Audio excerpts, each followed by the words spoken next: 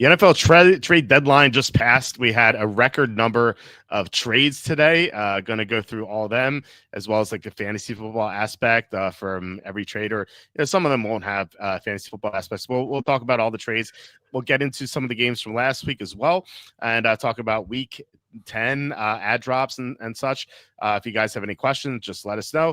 But before we get into everything, please hit like, subscribe, comment below, share this video, visit the link in the description for the merch store. As always, I'm wearing something for the merch store. It is our famous money laundering t-shirt, my favorite t-shirt. I love wearing this out. I always get like great reactions from it. So you can visit the merch store here. We have a 20% off sale right now. So come check this out. We have so many options here. We have mugs, we have t-shirts. You can change the t-shirts to any color. You can get long sleeve, you can get hoodie, women's tank top, infant onesie even. It's all here. Please consider super chats and super stickers. That's the best way to support the show. Kevin Kovacs given us so many super chats, super stickers over the past couple weeks. So any further help would be really appreciated. And we're joined by Kenny from thecapisfake.com. As you can see on the screen here. Kenny, how's it going? Oh, I'm living the dream. I am been up since 5 a.m. And nice. So, normal craziness between kids and work and just, loving life. And did watch the Sixers blow a 24-point lead tonight. So, it's all right. They're still a good team. They're still one of the better teams in basketball. So that's a bummer. Yeah. So anyway, that's, I don't usually tune in the basketball this early in the season. Usually I wait till January, but the Sixers are good. So I figured I'd start to dial it in. Yeah, it's too early. I feel like the NBA should start like around Christmas. Like football's going on, baseball just ended, hockey. I know you don't care about hockey, but hockey just started. Like, feels like Christmas would be a nice first day for the NBA. And then you could have like sort of a condensed schedule. I just like why start in late October / early November? It just seems like I don't know. I just don't like it. I feel like the season's way too long for me. I love that one season they had that was 50 games back during the holdout. I thought that was like every game meant a lot. So 82 games just way too much. Like players, like they just sit out random nights. It's just terrible. I don't know. I really hate that. It's like people would kill it to be in their shoes to play basketball. Forget for money. People play basketball for free all the time. They play when they're banged up. Like these guys, like they cut their nail and like, they have a hangnail. They're like, oh, I'm out for 2 weeks. Like it's terrible. I hate these guys. I think 60 games would be ideal. 62, maybe that range. Yeah. You're very wrong about the Quinn and Williams trade. We'll discuss everything here. I could certainly be wrong about stuff. I've been wrong before. I'll be wrong again. No, I don't believe it. I haven't been wrong, so I'm absolved of everything I said about That's right. the Colts and everything else. So thank you, Kenny. Addison was the better starter of Metcalf, even though I just meant in general. Okay, so Walt, please create a New York Jets long sleeve Adonai Mitchell shirt that's just a bit short in the arms. I might just make one of my own. That's I don't know how to do that like per se on the merch store, but I will maybe reach out to them and see what we could do. RIP, I love this game, NBA commercials. Yeah, these guys like sit out all the time. It's so like frustrating. You always see that like Luka Doncic on Monday was out with a finger injury. It's like, come on, just like you're such a wuss. All these guys are wusses. Like they're terrible. Yeah, I saw a stat. It was crazy. The Game 7 in the NBA Finals had about 16 million viewers. Game 7, NBA Finals, 16 million viewers. Game 7 of the World Series had about 26 million viewers, 10 million more viewers. But Game 7 of the World Series, this is Game 7 of the World Series, had the same amount of viewers as an average Monday night football game. It's crazy. Yeah, football is just king, It used to be baseball. I feel like even before that, it was like boxing or something. Then it became baseball, and then now the NFL just rules everything. It's just the best sport for gambling. It's the best sport for fantasy football. That's definitely a part of it, and that's why I don't want Roger Goodell to ruin things by sending games overseas. Like that's why I always I'm very, protesting these stupid European games. Like we have our shirt, of course. I I don't know. I feel like Goodell is just going to try to ruin it for like short-term gains. That's I can't stand Goodell at all. I think we're going to see a team overseas legitimately at some point. He wants it. I don't know if it's feasible, but that's what he wants. So it could happen for sure. Jordan said everything that needed to be said about players staying out, and since he's seriously the coolest human ever to live, I think he says the gospel, whether it's basketball or not. Yeah, exactly. Yeah, I mean, Jordan always played. Like he played through the flu. Like if any of these guys had the flu, they'd be out for weeks. Like it's such a joke, It's it's just the NBA. It's just unbearable, and I'm glad to hear that the World Series had more success than the NBA Finals. Like they deserve it, Plus, they turned off a lot of people with their messaging and whatnot. Like that one game, I think it was the Bucks. I think it was the Bucks. They boycotted their game because someone got shot or something in the city. Like that sort of stuff like turns people off too. And so it's nice that they're paying for it. So anyway, figured we get into these trades that happened. There were like I said, a record number of them today. And so let's go reverse chronological order. Like I feel like we don't really need to talk about this Trevor Penning one. It's kind of a nonsense trade. It's really nothing unless you have anything to say about it. No. Okay. So the big one, Quinnen Williams. The Cowboys got Quinnen Williams. And when this was announced, I thought it'd be 2 first-round picks. But it's not. It was a 2026 second-round pick, 2027 first-round pick, and then Mosley Smith, who's been a bust. So I think this is a very reasonable trade for Dallas. Like, sure, they're not going to win this year. And I think some people might be confused by that. It's like, why are they buying if they're not going to win this year? Well, first of all, if I'm Jerry Jones, and Jerry Jones is like very close to being in a nursing home, like he needs to win now. Like he's in win mode now. Like, so I can understand it from his perspective, but like Quinnen Williams is still going to be under contract after this year. So I view this as the Cowboys gearing up for 2026 because they're going to have 2 first-round picks. And they're going to have Quinnen Williams here. They trade for Logan Wilson as well. I think this is going to make them stronger next year.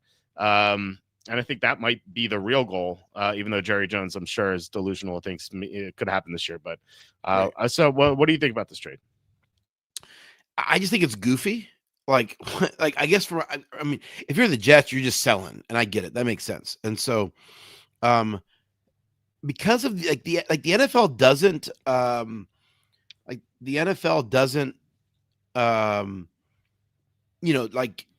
do trades like this. And so players usually go for more in the off season than they do the trade deadline, unlike, what we see in baseball or basketball.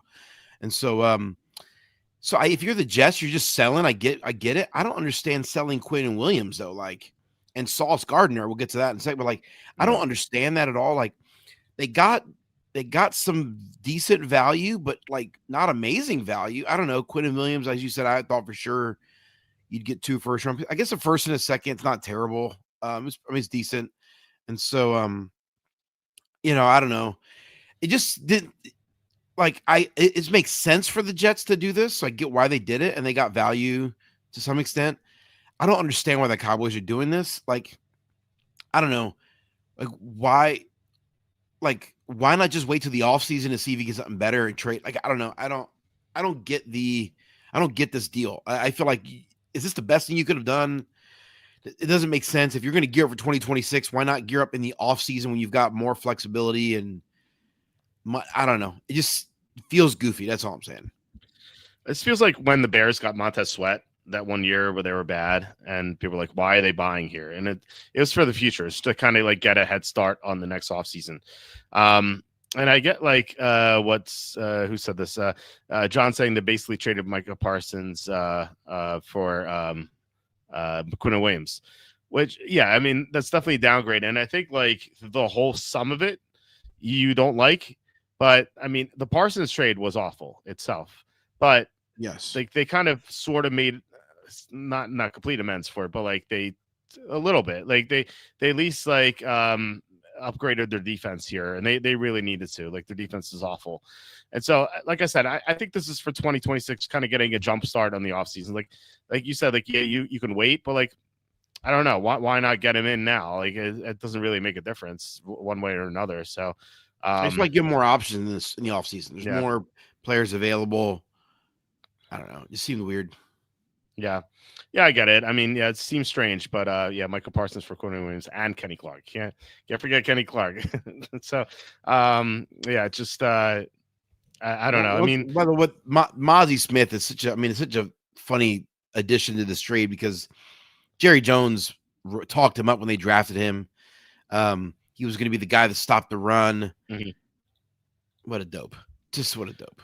Yeah, that's such a reach too when it happened. Like I thought he was a second round pick for sure, but no, apparently not. So I guess Jerry's done talking him up. Yeah, the Cowboys are tired of playing with no defensive tackles every year. It's true. I mean, how long have they lacked the defensive tackle? It's been a long time. Should I drop Bam Knight for Colston Loveland or Musgrave or running back White PPR at Pitts? Thanks. Yeah, Bam Knight should not be on your roster. I don't know how much we're gonna have time to review the games, but he saw way fewer carries than Amari DeMercado. So he's not on any fantasy radar as far as I'm concerned. Do you agree?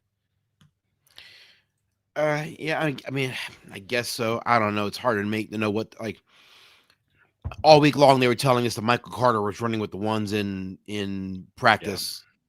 Yeah. Again, don't listen to coaches, don't listen to beat writers. It's all lies.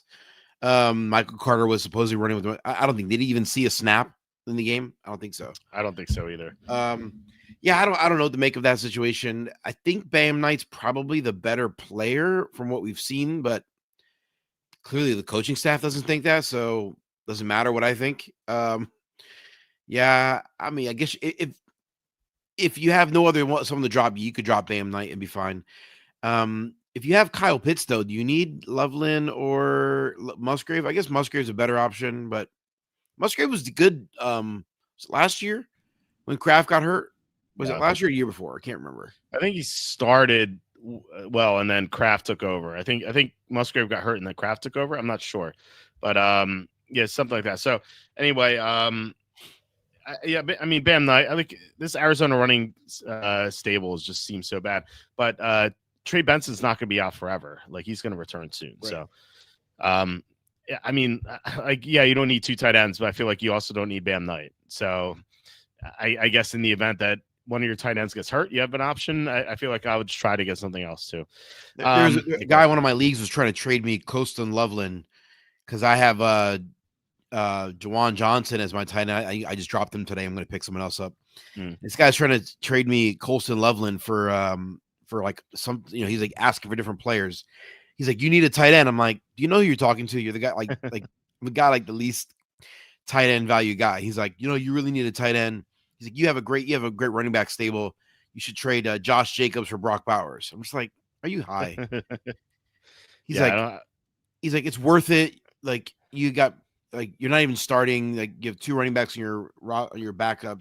I'm like, dude, you're an idiot. I'm not trading Josh Jacobs for Brock Bowers. Like, get out of here.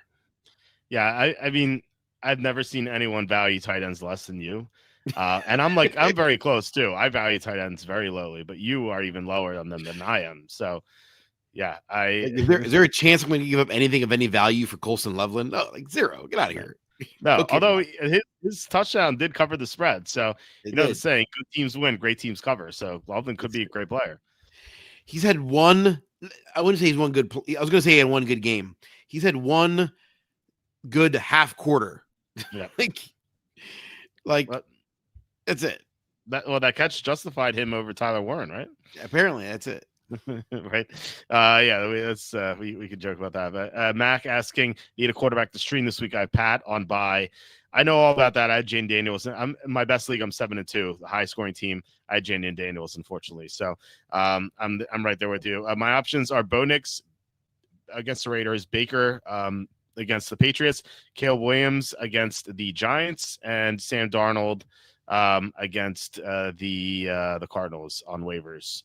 Does anyone stand out to you there? Bo Nix has the best matchup, but the Broncos might be so ahead that he may not have to throw. I would, Baker Mayfield maybe. I mean, Baker being a free agent on your, I mean, it's kind of a big deal because he's he may not have the best matchup this week, but like he's a reliable guy. You could plug him. You wouldn't have to stream if you could get Baker. You could feel confident just having him as your quarterback the rest of the way.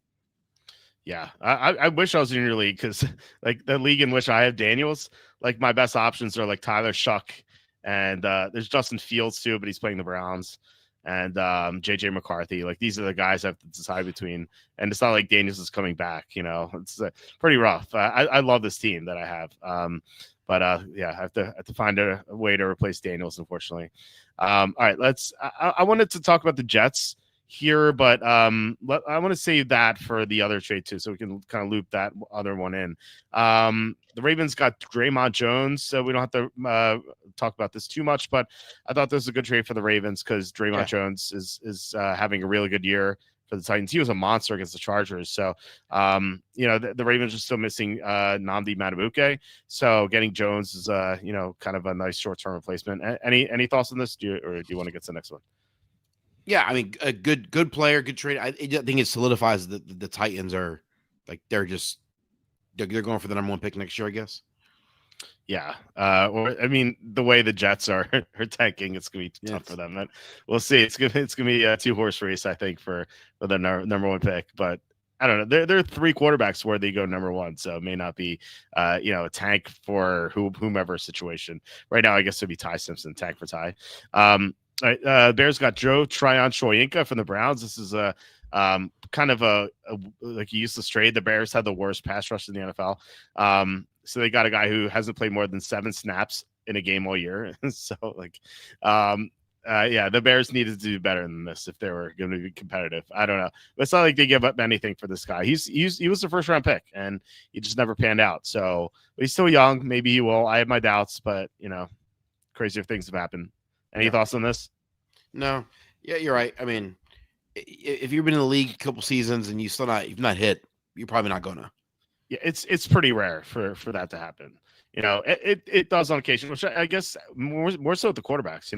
Like we had Sam Darnold, for example, Daniel Jones. Like these guys have come on, but I found that like guys who've had the opportunity at different positions, they really haven't done that very often. But yeah. Great move by the Ravens. Wanted another move today, but it was a good move for them. Okay, so the next one is Seahawks got Rashid Shaheed. So this is finally some fantasy football impact. The Seahawks, I thought they needed a number 2 receiver. They have Torrey Horton. I like him, but he's only a rookie. So if the Seahawks have Super Bowl aspirations, which they look great Sunday night, they need a number 2 receiver because we know how bad Cooper Kupp is at this stage of his career. So JSN's a monster, but getting Rashid Shaheed I thought was a really good move, especially given that he played under Clint Kubiak in New Orleans last year. Kubiak, the coordinator for the Seahawks now. So like usually when you have a midseason receiver trade, these receivers struggle sometimes to get to a new system, but like Rashid Shaheed knows the system here. And so he should do much better than other receivers working in. So I love this trade. I mean, Rashid Shaheed is a young player. He's got upside. He can make downfield catches, but he can also do other things. What are your thoughts on this trade? Well, it's funny you say you can do other things. I was getting ready to say all he does is one thing. You don't have to know the offense when it's just run far and fast, and we'll just throw the ball up to you. Like that's the Rashid Shaheed play. I'm actually was kind of bummed because I actually thought I kind of wanted to get I wanted to get a look at this rookie kid, this Torrey Horton kid. Yeah. He actually had some good games and good moments, and I was like, oh, I'm excited. Maybe this guy could. And then trading for Shaheed doesn't preclude Horton from being good. It just means that there's more guys in the mix, and more likely where it's sporadic. Like JSN is going to get fed, and then on any given week, is anyone else going to be viable? Maybe, maybe not. Who knows? Shaheed still is not a kind of player. Like, are you really going to ever start him with like any confidence? Like, unless you're like in a really tough spot in terms of like injuries, like you're probably not starting him with a lot of confidence, right? So I did take him in the 8th round of best ball today. It's my 4th receiver. So, but in excuse me. Yeah. So yeah. So and I mean I'm imagining you're saying best. He's better in best ball because he can have these monster games. Right. Best ball different. Yeah. I had like a skittle residue in my mouth and I swallowed it, and oh, sorry. Oh man, don't podcast and Skittles. I guess the choking hazard. So yeah, we both like this trade. I agree with you on Horton because I did 2 drafts so far, best ball so far this week. In the first draft, I got Torrey Horton in the 12th round. I'm like, man, what a steal. Unfortunately, that's not going to pan out. I don't think so. But I think this is, Shaheed's in his contract year, so he may not resign. So Horton could still be the number 2 receiver next year. Also Cooper Kupp could be gone after the season. He's had 1 decent game and nothing else. And plus he's hurt right now too. So Horton could still be the 3rd receiver, Yeah. Yeah. More just search JSN probably. I don't think so. I don't think it'll search JSN. But I don't know. We'll see. Anyway, the next game is the next game. The next trade is Sauce Gardner. So this is the other Jets trade. They got 2 first-round picks for him and Adonai Mitchell. So I thought great trade for the Colts. They got the cornerback was their big weakness, so they upgraded that. Sauce Gardner can eliminate one side of the field. He hasn't been amazing this year, but he's still really good. And I think they were talking about how he didn't really take to Aaron Glenn's system, which kind of makes you wonder. It's what's Aaron Glenn doing? Because if your best player can't fit in your system, then maybe your system sucks. You should try to build your team around your players, not have your players build around your system. So I love the trade for the Colts. For the Jets, with this and Quinton Williams, I'm these guys are young. I can understand if they're 30. Myles Garrett is past 30. If the Browns traded him, I would get it. But Quinton Williams is 27. Sauce Gardner is 25.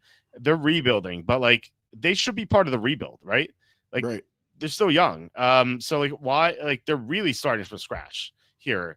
I know they're gonna have 1 million first-round picks, but someone sent the meme to me, the Peter Griffin meme. I don't know if you're familiar with the Family Guy one where he's in a game show and they're you can have you can have a boat or whatever's inside the box, and he goes, there could be anything in this box, even a boat, and it's there could be anything with this traffic. It could even be Sauce Gardner, So it's I don't really understand this for the Jets. I think they've kind of bungled this entirely. If they whiff on these draft picks, they're going to be the worst team in the NFL for a very long time. So what are your thoughts on this trade? Yeah, the Sauce Gardner one makes even less sense to me because of his age. 25 years old, 2 first-round picks is great. But your best case scenario is that one of them turns into a player like Sauce Gardner. So yeah, I just don't. I don't get it. I guess for the Colts, it's good.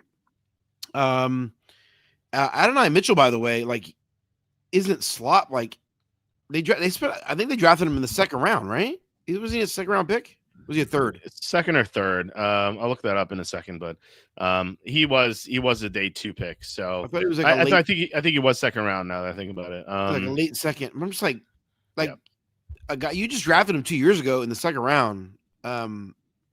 That's a pretty big bust. That's not nothing. And so if you're trading players, if your 2nd round pick from 2 years ago is a throw in for a trade today, that's not a good sign. And so, but yeah, I this makes sense for the Colts. They're going to go all in. This is their chance. Daniel Jones, is he a long-term option there? Is he the long-term option? Probably not. We saw him this past week, kind of turn into a pumpkin a little bit, turn back into the Daniel Jones we all know and love. But he's listen, they have shown when he's not getting pressure on him and when they're playing within the offense, because they're not far behind, then he's good. And that works, but their window is now, and I get it. But Sauce Gardner also is 25 years old, so if your window is 5 years from now, he can still be productive and helpful to you. Right. So, it makes sense to go after and get him. I get it. Man, 2 second rounders is a lot for a cornerback. And so this is the Colts' chance right here. Yeah, we'll see what Adonai Mitchell does. I think I took him in best ball earlier today, the 18th round or something, or 16th round. I was like, why not? The Jets have nothing else at receiver, and I believe Adonai Mitchell. Not that this matters at all. He's not going to have a bye week this year because the Colts didn't have their bye, but the Jets already did. So he's going to be joining the Jets who already had their bye. So he's going to be playing 18 games. I thought the NFLPA rule says you're not allowed to play 18 games. Is that true? Isn't it? Yeah, maybe you're right. Maybe I don't know. So he has to sit out a game or something at some point. That's stupid. Another rule that's so stupid. I think that's what I thought. Yeah, he's like, if you get traded to a team that's already had their bye and you didn't, I think you have to sit out again a week or something. You might be right about that. Now that you say it, it's like vaguely familiar. But it's not like Adonai Mitchell has played very much. No, he's barely played. Right. No, actually, it's. I'm not seeing anything about that, but okay, I may be misremembering. Yeah, I don't know. Maybe I'm wrong, but anyway, yeah, I'm not seeing anything about that. But anyway, let's get to the next trade, which is the Jaguars getting Jakobi Meyers for 4th and 6th round picks. Jakobi Meyers was talked about on the trade market a lot, so not a surprise that he's gone somewhere. A little surprising he's gone to Jacksonville because they have Brian Thomas Jr. and Travis Hunter. The Hunter is on IR right now. Parker Washington's had a couple of good games recently, so I thought maybe they could rely on him, but with Brian Thomas Jr., he just for some reason he just hasn't meshed with Trevor Lawrence. So I can understand this. Like Myers is a coach's dream. Like he's not like an amazing player, but he's so reliable. He just doesn't drop any passes. He's like the perfect possession receiver. So I can understand this trade for the Jaguars, but like the problem is that they're still not a contender in my mind. Like they're not a good team. Their defense is 21st. Trevor Lawrence has sucked this year for the most part. A couple of good games here and there. For the most part, he sucked. And the offensive line can't block. They're 8th in pressures allowed. So like Myers is not going to fix the issues that the Jaguars have. Like they needed to get a defensive player and a blocker and maybe a new quarterback. I don't know. Like this team is not good. So I don't see how they're buyers. But for the Raiders, I think it made sense to move Myers because he's a veteran. The Raiders need to blow it up. So what are your thoughts on this trade? I guess the Jags see themselves as contenders. Yeah. I feel like now that I'm thinking, it's like, I mean, the AFC is wide open, right? It feels like, I mean, the Chiefs are 5-4. The Bills look inconsistent. There's no dominant team in the AFC.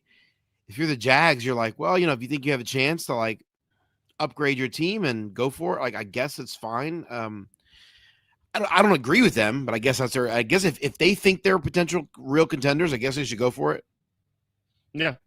I mean, yeah, I just think they're wrong. Yeah. Right. Do you think they're a contender? I don't think so. No. Okay. So we're in agreement there. For the Raiders, what do you think this does for any receivers? Maybe Trey Tucker. Does that make him more consistent? What about like maybe Jake Best, the rookie? Anything stand out to you?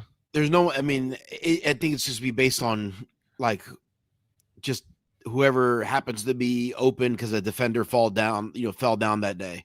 None of those guys are good based on what we've seen, so it's hard to know. My guesstimate is that it's going to be sporadic.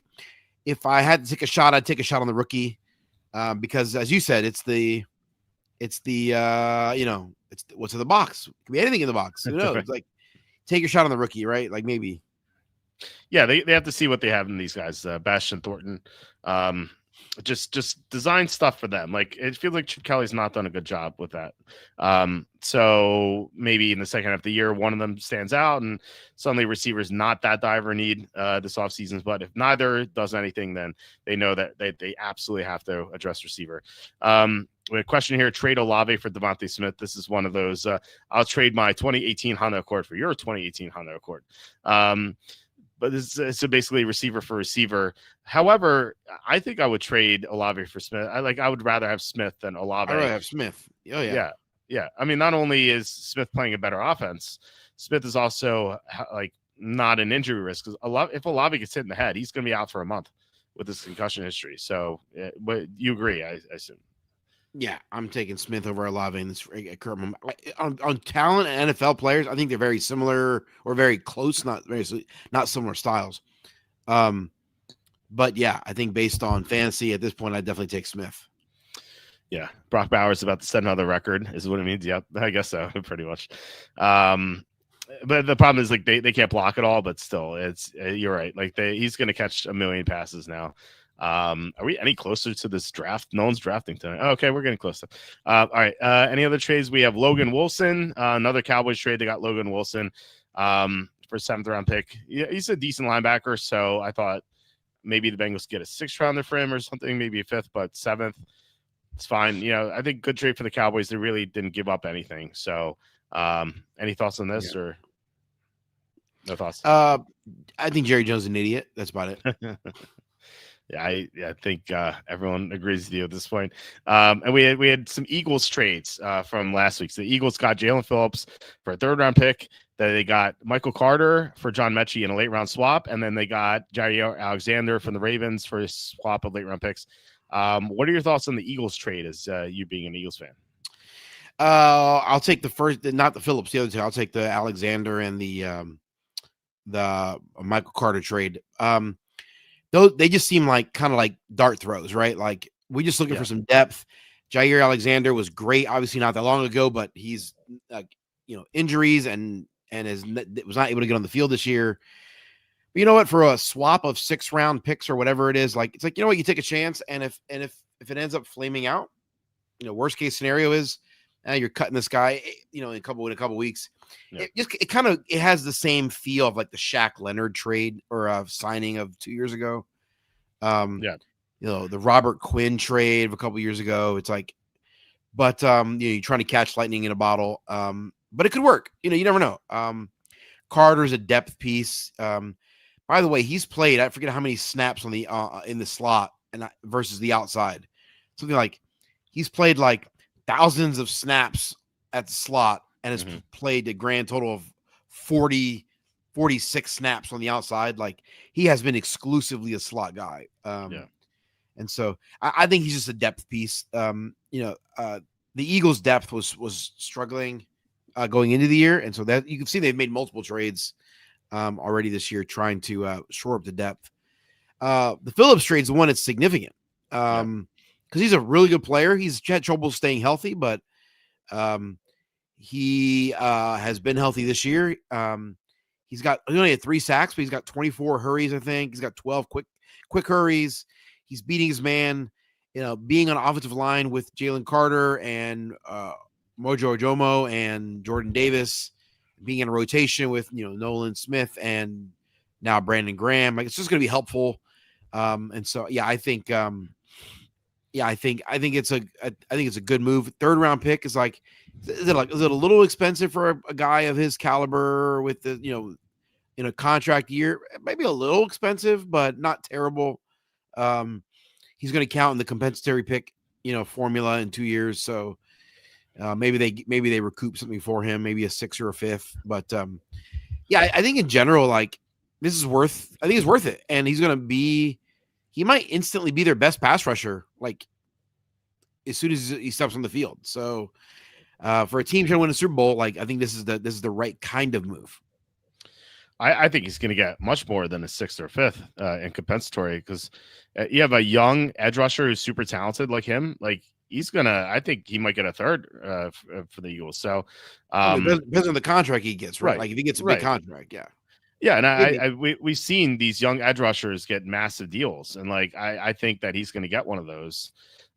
So I could see the Eagles just getting their 3rd round pick back in a couple years. So like seems like a great move. Seems like a great move for the Eagles. They help themselves now, and then they just they have to basically ship their 2nd round pick off for a year or two, and then they get it back. I guess it's a year and a half. So why not do it? It feels like a free trade, Yeah. I guess I don't think it's likely they're going to get a 3rd for him based on that. But like, he depends on what the contract will be. Obviously, we don't know. But, like you're right. I mean, Milton Williams was the highest paid player in free agency. That he netted the Eagles a 3rd. Likely will. Mm-hmm. Josh Sweat huge contract. Only is projected to net the Eagles a 4th rounder right now. So anyway, but like at the end of the day, if you trade away a 3rd and you end up getting back a 5th round pick because a compensatory pick, but he helped you win a Super Bowl, well, it was worth it. So, yeah, of course. Yeah. Yeah, I think it's worth it. His best year, and he's been inconsistent at times, but early in his year before he tore his Achilles, he was fantastic.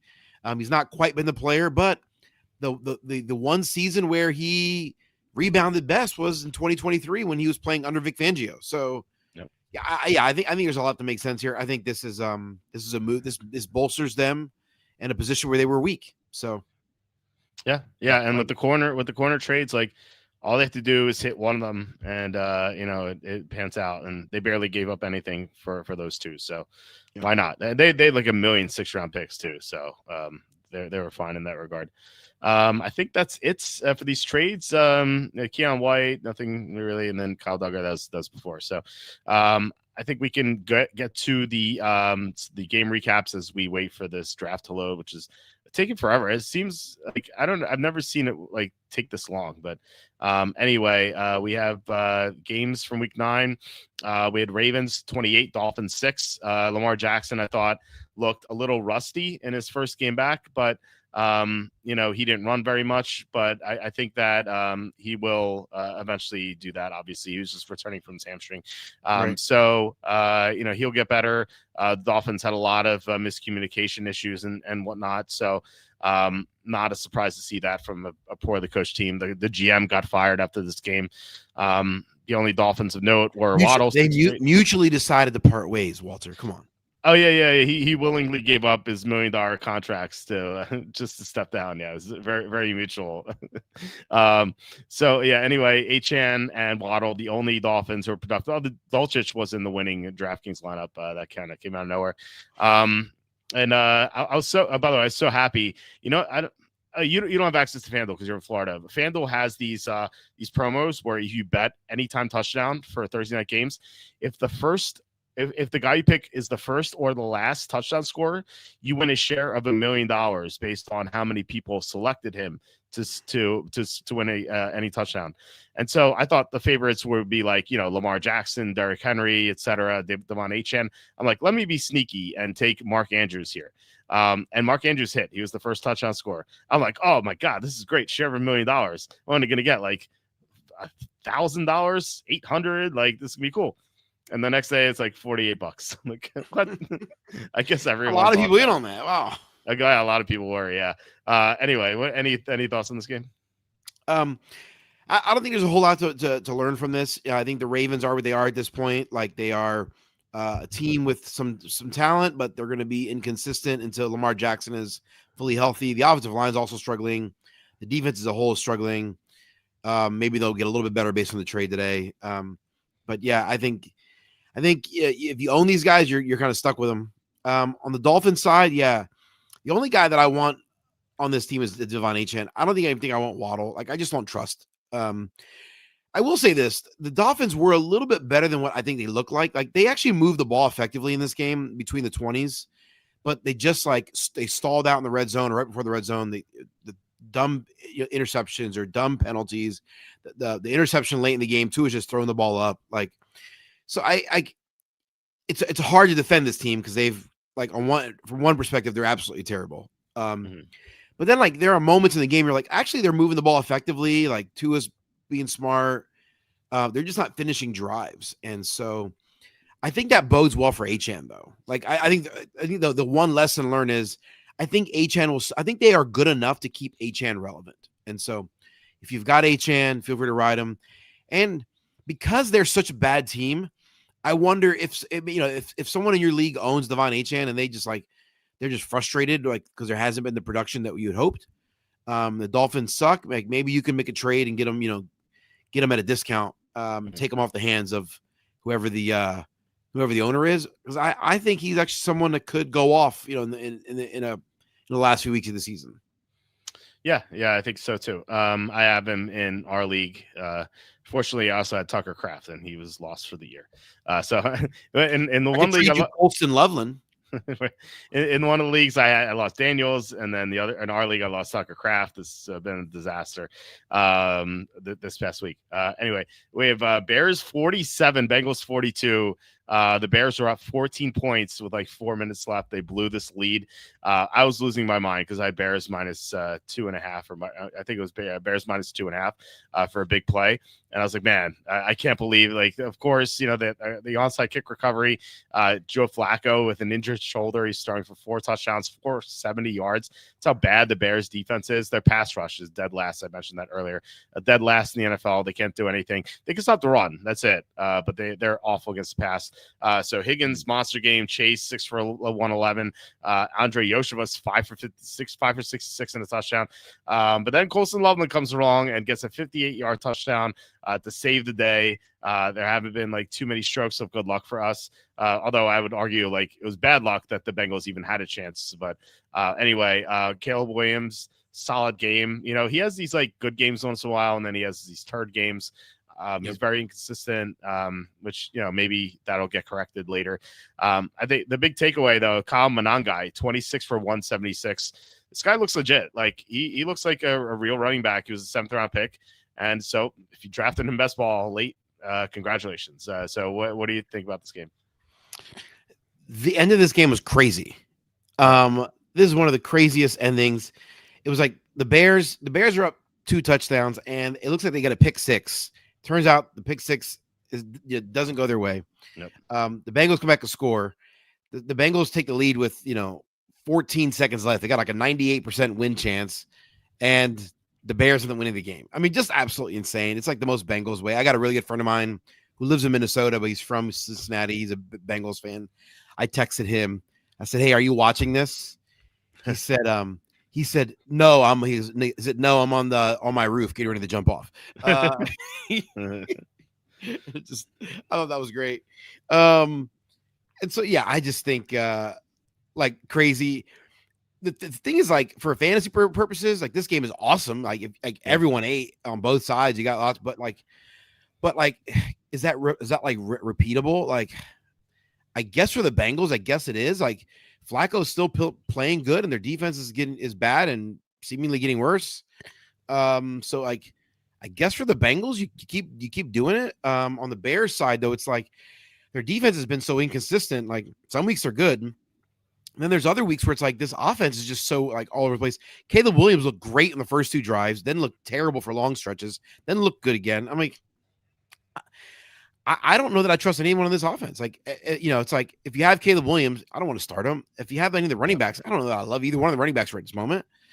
I don't want Colson Loveland. Like, he's had one good game. Like, I don't know. Like, he got 7 targets in a game where like both teams are going up and down the field. Like, I don't know. Like, do I trust that? Like, by the way, in a game where everyone else is eating, Romeo Odunze, by the way, doesn't get a single catch. Like, is there like, how the heck does that happen? Like, it's like dumb luck. You'd think he'd catch a ball here or there. Like, I don't know, man. The offense is just weird. Like, if I own any of the Bears, in our league I do have DJ Moore, and I started him actually. But I didn't love it. I've got several guys on bye, and so like I had to put him in my flex spot. But like, I don't love that. So I don't know, or maybe he's a receiver spot. I can't. Whatever. Anyway, the bottom line is like, I don't know that if I can help it, I don't know that I want any of those guys in my lineup. Like, I'm willing to start guys that are not as good just for this, like those guys have such low floors. Yeah. There's high, but low floors. And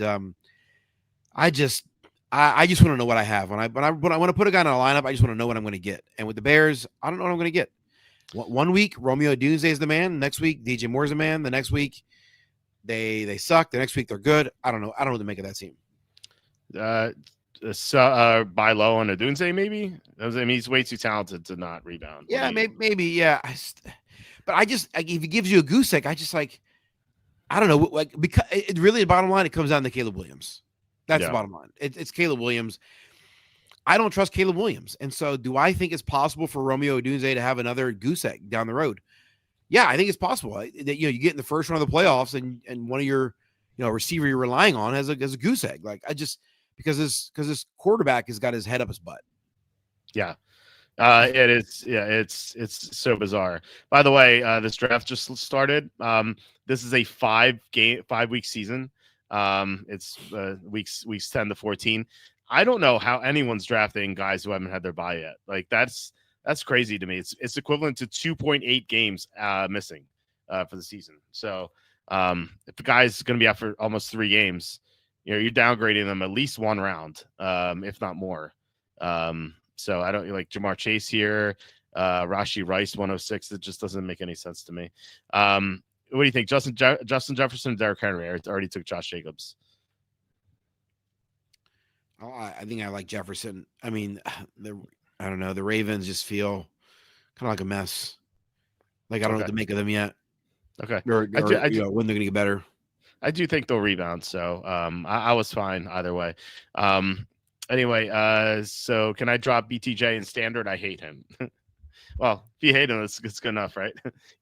I wouldn't should be drop fun, him. right?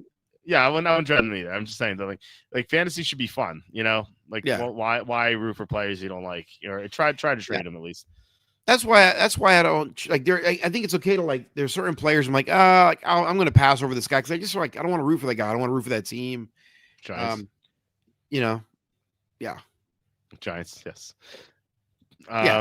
Like unless I absolutely have to. Like I don't want to. Like unless there's just screaming value. I don't want to root for. I don't want to give my soul away to freaking garbage Giants. Garbage team from a garbage city that just elected a radical jihadist communist. Actually, the 1954 Communist Control Act says that he cannot hold office. So they should remove him. I think that'd be fun. I just want to see it. I just want to see them try. I don't understand. Like, look, New York's going to burn down. Everyone's going to leave. Every taxpayer is going to leave. It's going to be terrible. It's going to be absolutely terrible. But it'll be fun to watch. I personally don't care. I think it's funny because it's nothing to do with us. Like, we're going to see New York fail in live action. It's going to be glorious. It makes me sad. Why? New York, you hate New York. Why does it make you sad? Because I love America and I want America to do well. And like it's a city like, we've seen so many of our once great cities fall apart, like because of terrible leftist policies like Cleveland, Detroit, Philly, right? I mean, you live in the Philly suburbs. Anyone who wants to make a life and flourish has left the city of Philadelphia and they're all in the suburbs. Like I did. Yeah. I had to leave. It's because it's just tragic. Like watching this California was once this great state, like it's totally collapsing. Like it's just a disaster. Like it makes me sad. Like I love America. Well, yeah, I mean, obviously you do too, but like, yeah, I had to leave Philly because of the business tax nonsense. Like when I first started my business, like here in 2008, I think was my first year. When I walked into my accountant's office, I couldn't believe it. He's like, well, you have to pay, what you made in 2007. You also have to pay what you're projected to make in 2008 to the city. I'm like, but I mean, what do you mean? Like 2008 hasn't happened yet? He's like, yeah, I know. You have to project your taxes. You have to project your income for 2008, and you have to pay business taxes to the city for all of 2008. And this is April 2008 instead of 09. And I'm like, that doesn't make any sense. He's like, I know. And how does any upstart has any new business get going here? Like I don't have all that. I don't have any money yet. He's like, yeah, I know you, but you have to pay it. I'm like, I want to move. Like I don't want to be in the city. He's like, yeah, you should move. So like, can you believe how dumb that is? Like you think that you want to incentivize businesses? No. Well, we want to hurt those greedy business owners that built their business on the backs of slaves. Mm-hmm. Yeah. My family came here in the 70s, which nothing to do with slaves here. Doesn't matter. You're light skinned. You're a racist. That's it. Actually, the 23andMe DNA test says I'm actually a brown person. I'm like 10% Arabic or something. That's what they say. So I know I'm not white. And also we're off the reservation right now. Like what's good? The Coalition of Communities of Color says that Slavic people aren't white either. So I have it both ways. I'm not white apparently. so dumb, like so stupid. I'm about to be up with these. I'm about to be up with next. Quinton Man, Judkins, there's some man, Rico Dotto going in the third round. Wow. Rico Doodle Doo. Good morning to you. There's Rome Odunze, Devontae Smith. I'm highlighting some people. All right, so Jalen Warren, Rome Odunze, Devontae Smith. What do you think? I love Warren. I mean, obviously, I'm a sucker for that. But I mean, there are other guys I think I'd like more still. But Who? Tell me. I'd have to look. I mean, you're on the clock. I mean, I don't know. Yeah, Warren's probably the best one there. Yeah, the next guy already took 2 receivers, so I figure I'm going to get one of these guys on the way back. Just one guys who've already had their buys, so I have them for all 5 games instead of 4. Again, I think it's crazy to take like McConkey here at 310. Like you're only going to get him for 4 games instead of 5, which is a huge deal. Like it was a big deal last week when it was 5 instead, when it was 6 instead of 5, and now it's 5 instead of 4. Like that's like insane. So I assume this guy's not going to take double receiver, or he might be auto drafting actually. Well, Pickens, Pickens hasn't had his buy yet, so I wasn't going to take him anyway. So joke's on you, Dugon E54. Yeah. So anyway, yeah, I had to escape the city, but I get it. Like Pittman, he took Pittman, so I get it. I think you should. Don't say Smith. Tell me, who should I take? I like Smith. All right, let's do it. Okay, so yes, I just don't trust Caleb Williams, man. Yeah, I don't either. It's just that's the bottom line right now. I just don't feel comfortable rolling out a Bears player. Yeah, I don't either. I definitely trust Smith more and the Eagles more. Anyway, I mean, yeah, we can keep talking about this. I feel like we should just make our new cities. Why not make like a new Philadelphia or new Chicago or new New York, third York? Just make new cities and don't allow any of this leftist nonsense in there. Yeah, and I guarantee it'll thrive. Like, why do we need these old cities? Let's just abandon them and make new ones. Anyway, we have Panthers 16, Packers 13. This is the upset of the year. 13.5-point underdogs. The Panthers came into Green Bay and won. I kind of wonder what happened here exactly. Because you know the Panthers obviously are not nearly as good as the Packers. So I feel like this is one of 3 things. Either the Packers were flat off their win against the Steelers, their former quarterback, or they're looking ahead to the Eagles game Monday night, or it was Jordan Love's birthday. I wonder if they went out drinking and got hungover. Maybe all 3. I don't know. all but the above. Yeah, all the above. But the Packers, unfortunately, they lost Tucker Kraft and then Christian Watson and what's his name? Matthew Golden left with injuries. I don't know how serious it is. Watson doesn't have an injury designation, so I'm not worried about him. Golden does, though. With the Panthers, Rico Doodle, 25 for 130, 2 touchdowns. Hubbard only saw 5 carries, so it seems like they've definitely gone to Doodle for full time, unless this is a fluke. So what are your thoughts on this game? Rico Doodle getting 25 carries, 130 yards, 2 touchdowns is unbelievable to me. Yep. Yeah, Chuba Hubbard. Yeah, I was in on Hubbard. I don't actually know. I only own him in 1 league, but I was definitely slightly higher on him coming into the year than most. Kind of in the market. Just never got a chance to draft him other than 1 time. But yeah, strange. If I would have told you that 9 games into the season that the Carolina Panthers have the same amount of wins as the Kansas City Chiefs, crazy. And the Carolina Panthers are, on the precipice of a playoff spot. They played great. I mean, like this wasn't a fluky game. Like you watch the game, like their offensive line played really well. The holes were wide open. I don't think this was a doodle game. I think this was an offensive line game. Like for the Panthers offensive line played really well in this game. And Bryce Young played well in this game. Their defense played decent. They clearly not as talented. So like, even though they played well, like they're not going to steamroll a team. Yeah. The Packers are the more talented team. They just came out flat on I sometimes it just happens and it's inexplicable. There's something happening behind the scenes we don't know, but yeah, maybe they're all hungover. Who knows? But like, I will say this: great teams don't come out flat like this against a bad. Like that's just not what good teams do.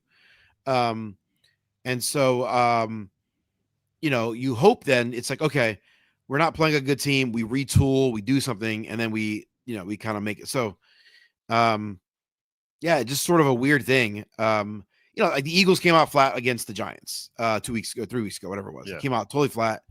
They had the mini bye, and then they kind of retooled their offense, and they came out, played well.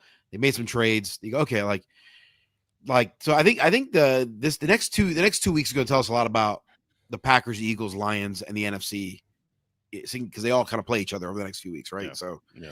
So yeah, I don't know. It's a weird game. I don't want anyone of this Packers team in my fantasy lineup except Josh Jacobs. That's the lesson learned. I don't want any of the receivers on my lineup. I mean, is it Christian Watson? Is it Romeo Dunze or not? Is it Romeo Dobbs? Is it going to be Musgrave? Like I don't know that I want any of these guys until further notice, except Josh Jacobs. On the Panthers side, I don't think I want any of those, including Doodle. I don't know that I want Doodle in my lineup. Like I don't know. Like he's got this great lineup. But if you go after him, like this numbnuts here, you just drafted him in the 3rd round. Like, okay, Mook. Like I don't know. Like, would it surprise you if next week Doodle gets 7 carries for 23 yards? I don't know, man. Like I don't know. He could turn back. He could turn into a pumpkin anytime, and I want no part of that. Yeah, I hear you. You know what this game reminded me of is last year's game, where the Panthers went into Philly and they almost won. And like Leggett caught that touchdown, the Panthers would have won. But like, the Eagles are flat in that one game all year. But like the Packers have been flattened in many games. Like they almost lost to the Bengals. They almost lost to Arizona. They lost to the Browns, and now they lose to the Panthers. Like, I don't know. At some point, you kind of have to wonder. But yeah, and Panthers, by the way, 5-4. They've been underdogs in every single game, Crazy.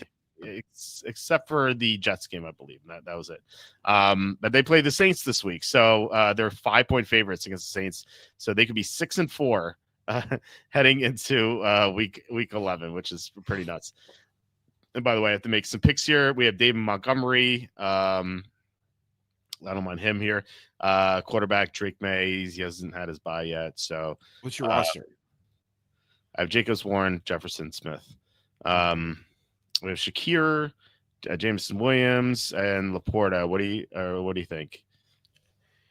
I think I'd lean toward one of the running backs there. Yeah, well, it was only one, so I'm going to take Montgomery.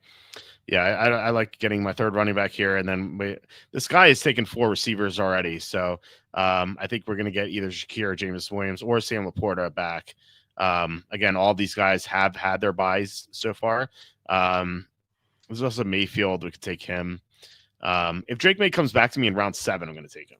I think round 6 too early right now, considering that he hasn't had his buy yet, but round 7 would be great. Any lean towards Shakir, Jameson Williams, Sam Laporta, or Baker Mayfield? Kittle just went.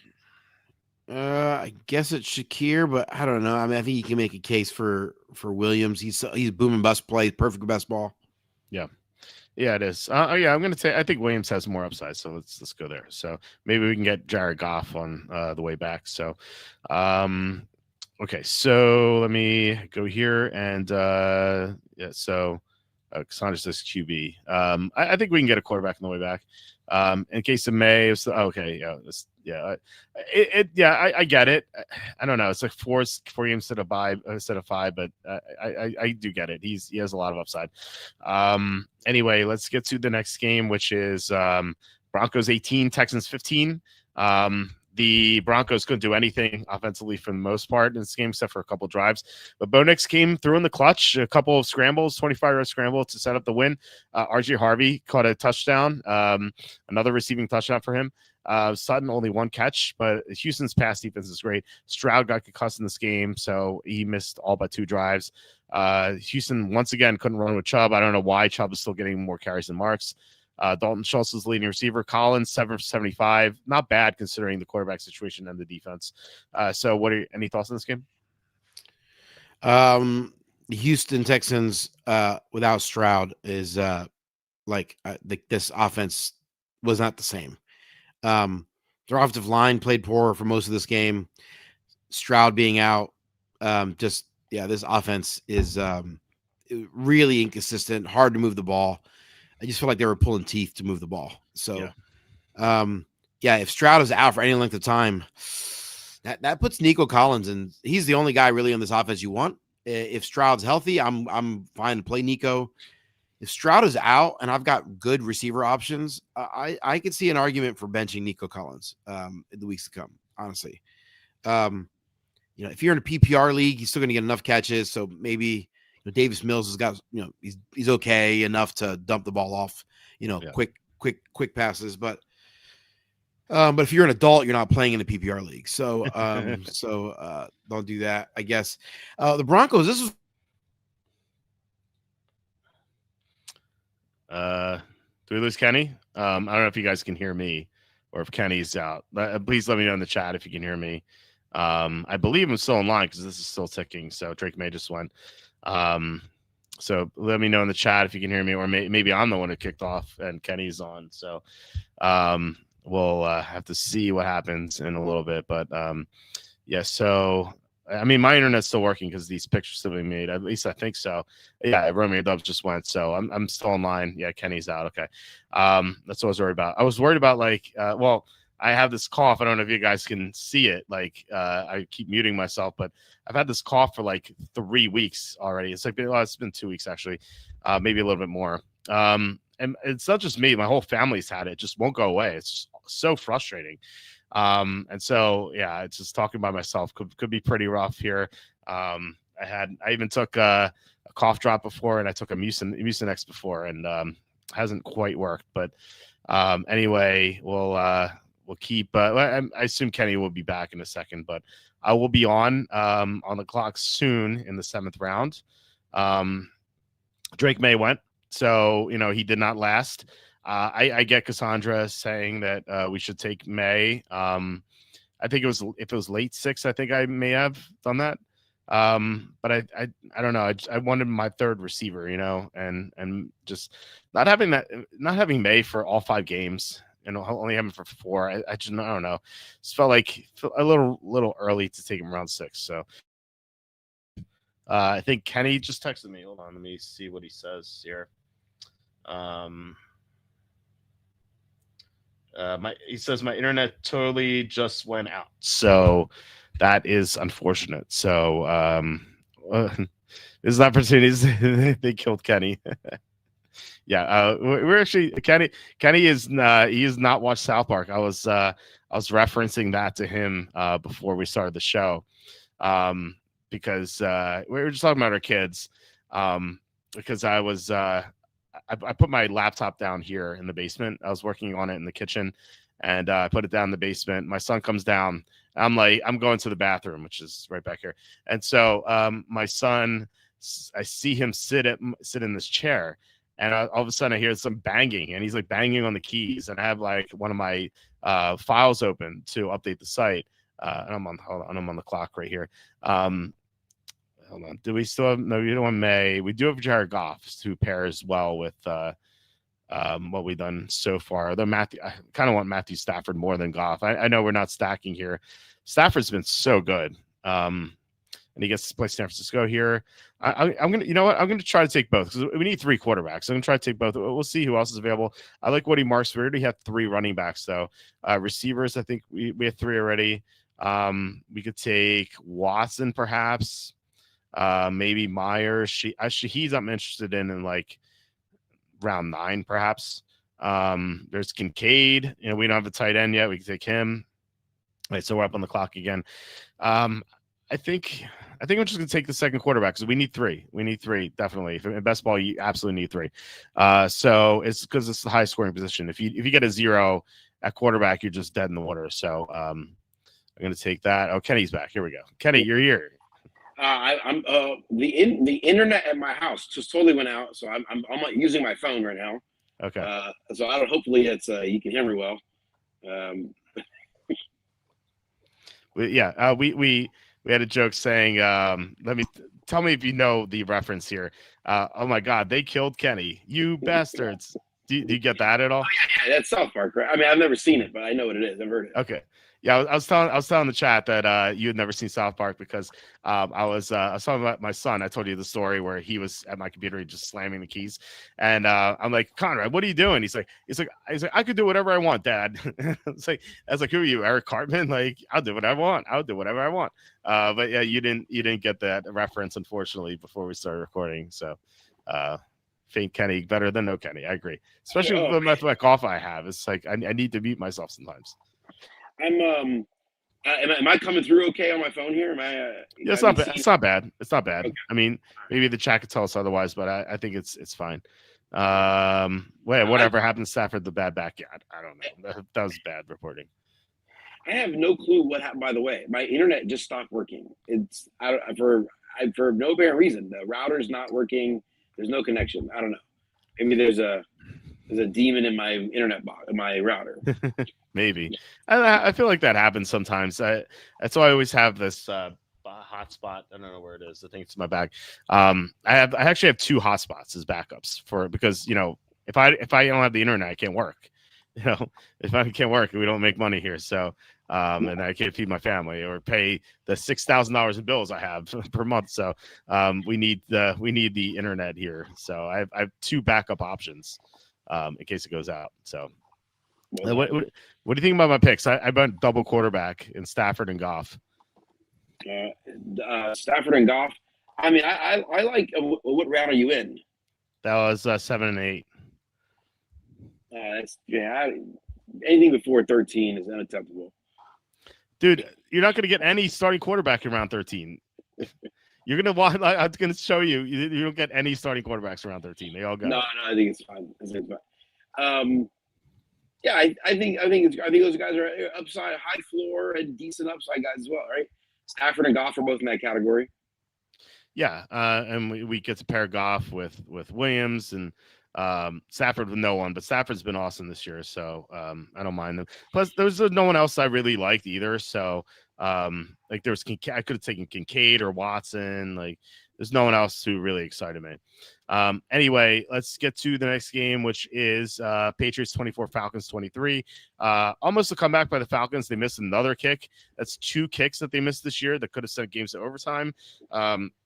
So instead of 3-5, they could be 5-3. Bijan could not run against the Patriots, but Drake London had a massive game, 9 for 118 and 3 touchdowns.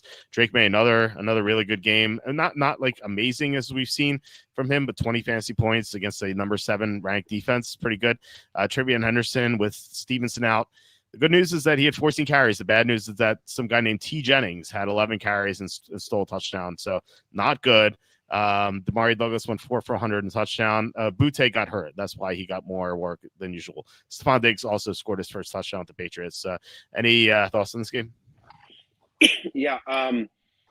Drake May, by the way, is awesome. He's turning into an elite player. And who would have thought that the Patriots are on the precipice of being a legit, go deep into the playoff type team. Yeah. And so, yeah, they're playing well. I think all of these guys are worthy of being in your lineup, but none of them are high priority guys. I think if Stephon Diggs is your flex or your wide receiver 3, that's not terrible. You can do, you can do worse than that. If you end up with Pop Douglas in your lineup because you're scrambling a bit, it's not terrible. You probably have better options than all these guys, but if you end up with these guys, it's not terrible. So, yeah. The Trevion Henderson situation, I'm not trying to take a victory lap here. I'm just saying he had 52 snaps, and I think this Jennings kid had 19 snaps or 12 snaps, whatever it was. And Henderson only had 14 carries, I think. Is that right? Yeah, 14 to 11. And he only had 50. This is listen, Stevenson's out, Gibson's out. This is your chance to shine. This is the guy. And here's the weird thing. Everyone was saying how great this guy was going to be in pass protection, but he's not in on third downs. He's not in on the passing downs. He was in on first and second down and out on the obvious passing downs, and he was out in the goal line. No, I don't understand. And so there are a couple moments when you see the explosion there. Okay, clearly this guy has got talent. But I don't know. Like if it doesn't happen in this game, I don't think it's ever going to happen, or at least not this season. So I just think if you're waiting on this guy to if you're relying on him or waiting on him to pop, I just not confident it's going to happen this year. So I think it's okay to look elsewhere. And so I don't get it. He's so bad in pass protection, but isn't that what he was supposed to be great at coming in? That everyone was talking about, like. Elite in pass protection. That was the scouting report said. So I don't understand that. It seems weird. On the Falcons side, by the way, the Falcons had no ability to run in this game, and that makes me nervous. Like the Patriots have they're well coached defense and they've got some talent, but like the Falcons should be able to run effectively to some extent. This was very alarming as a Bijan owner. I've got Bijan in one league, in our league actually. I'm very concerned. And so I don't, if you have Bijan, you're not gonna bench him, obviously. If you've got him, you're gonna play him. But yeah, man, I don't know. I'm very nervous. I don't think there's, is Drake London and Bijan. I don't think there's anyone else in this team I'd want in my lineup. Obviously, I don't think I want Kyle Pitts if I can avoid that. I will tell you one other story. Full tilt. I really wanted to flip some tables on Sunday. I was at church, and I'm a religious person, and so I'm at church, and I get an email. I check my fantasy lines a little bit here and there, and I check my email, and I see an email from a particular website that I won't say. Drake London out. Like last minute, Drake London's going to be out. I'm like, oh my gosh, this is like 12:10 Eastern time. So I'm like scrambling to get him. I have him in 2 leagues, and I have him in a bunch of DFS lineups. Did I just say that out loud? Anyway, I have him, and I'm scrambling to get him out. I'm like, okay, whew. All right. So I turn it off, and then I'm at church. I'm talking to friends. We go have lunch, which is very normal. We're out to lunch. Well, at about 1:40 p.m., I get in my car to go home, and I check my fantasy lineups. Drake London is playing, and he's on my bench, and he has 2 touchdowns. He ends up scoring 3. Dude, total full tilt. I was so freaking angry. I don't know if I should say the website that did that, but they sent an email out. They sent an email at 12:14 saying London was not playing, and then they sent an email again at 12:23 saying, London, correction, we made a mistake. He's playing. But I didn't see the second email. So anyway, yeah. Footballguys.com. Thanks, guys. Okay. Oh man, that's pretty rough. Full tilt, bro. Full tilt. Just. By the way, you mentioned DFS. You were playing the free contest, I'm sure. Yeah, exactly. It was a free contest. Yeah. No, that's pretty crazy. Maybe it's because he missed last week's game. Maybe they got crossed up or something. Full tilt, bro. Full tilt. Oh man, I can't even tell you how. Yeah, I mean, especially because he ended up having 3 touchdowns. That's pretty brutal. By the way, this guy someone took someone sketchy. This guy took Tucker Kraft at 9-6. So thank you for paying the rake here. Anyway, the next game is 49ers 34, Giants 24. The Niners dominated this game. The Giants just don't have anything left except for Jackson Dart. They can't get anything out of Tyron Tracy. Cam Scadabo is really missed here. Slayton was the leading receiver. It's just a bad situation. Theo Johnson's not bad at tight end, but that's it. Christian McCaffrey is the leading receiver and runner. Just everything. We saw how bad the Giants' run defense was against the Eagles a couple weeks ago. So this was not a surprise. Even Brian Robinson Jr. scored a touchdown. Anything else here for this game? What do you think about this one? Christian McCaffrey is awesome. I think he sold his soul to the devil. That's what he did this offseason. He said, "Listen," he's like, "Can you keep me healthy? What is it going to cost you? All of your teammates being injured." I'm like, "Well, I'll take it." I'll take it. He's sucking them dry, of all their health. The Giants are terrible. There's no one of the Niners right now you want in your lineup except McCaffrey. And if you own anyone of the Giants, you don't want any of those guys in your lineup either. unless you're like in a 2-quarterback league, then I guess Dart is great to start. Other than that, yeah, you don't want these guys, and you shouldn't have Giants on your roster anyway, because they harm your soul. Yeah, you don't want your soul being harmed. That's it's not a good thing. No. I'm gonna take Isaiah Davis here, I think, because if Hall goes down, Davis is just gonna go nuts for fantasy. So he's my 4th running back. And I get it. There's Keon Coleman, David Njoku. I need a second tight end. I need a 5th receiver as well. Do you lean either way here? I can't. It's because I'm on my phone. I can't see the players that are on the list. Sorry, man. Okay. Well, between Keon Coleman and David Njoku. I guess. Can I have a lobotomy instead? I guess Njoku. Yeah, I'm gonna take Njoku. Okay. Anyway, let's get to the next game, which is Chargers 27, Titans 20. You mentioned you were on tilt. I was on tilt at the same time for this game. I had I bet the Chargers -9.5. And like right away, pick 6. And I see it on the screen at the bottom. It says when it says interception. No, when it says touchdown, incomplete pass. Obviously, it's a pick 6.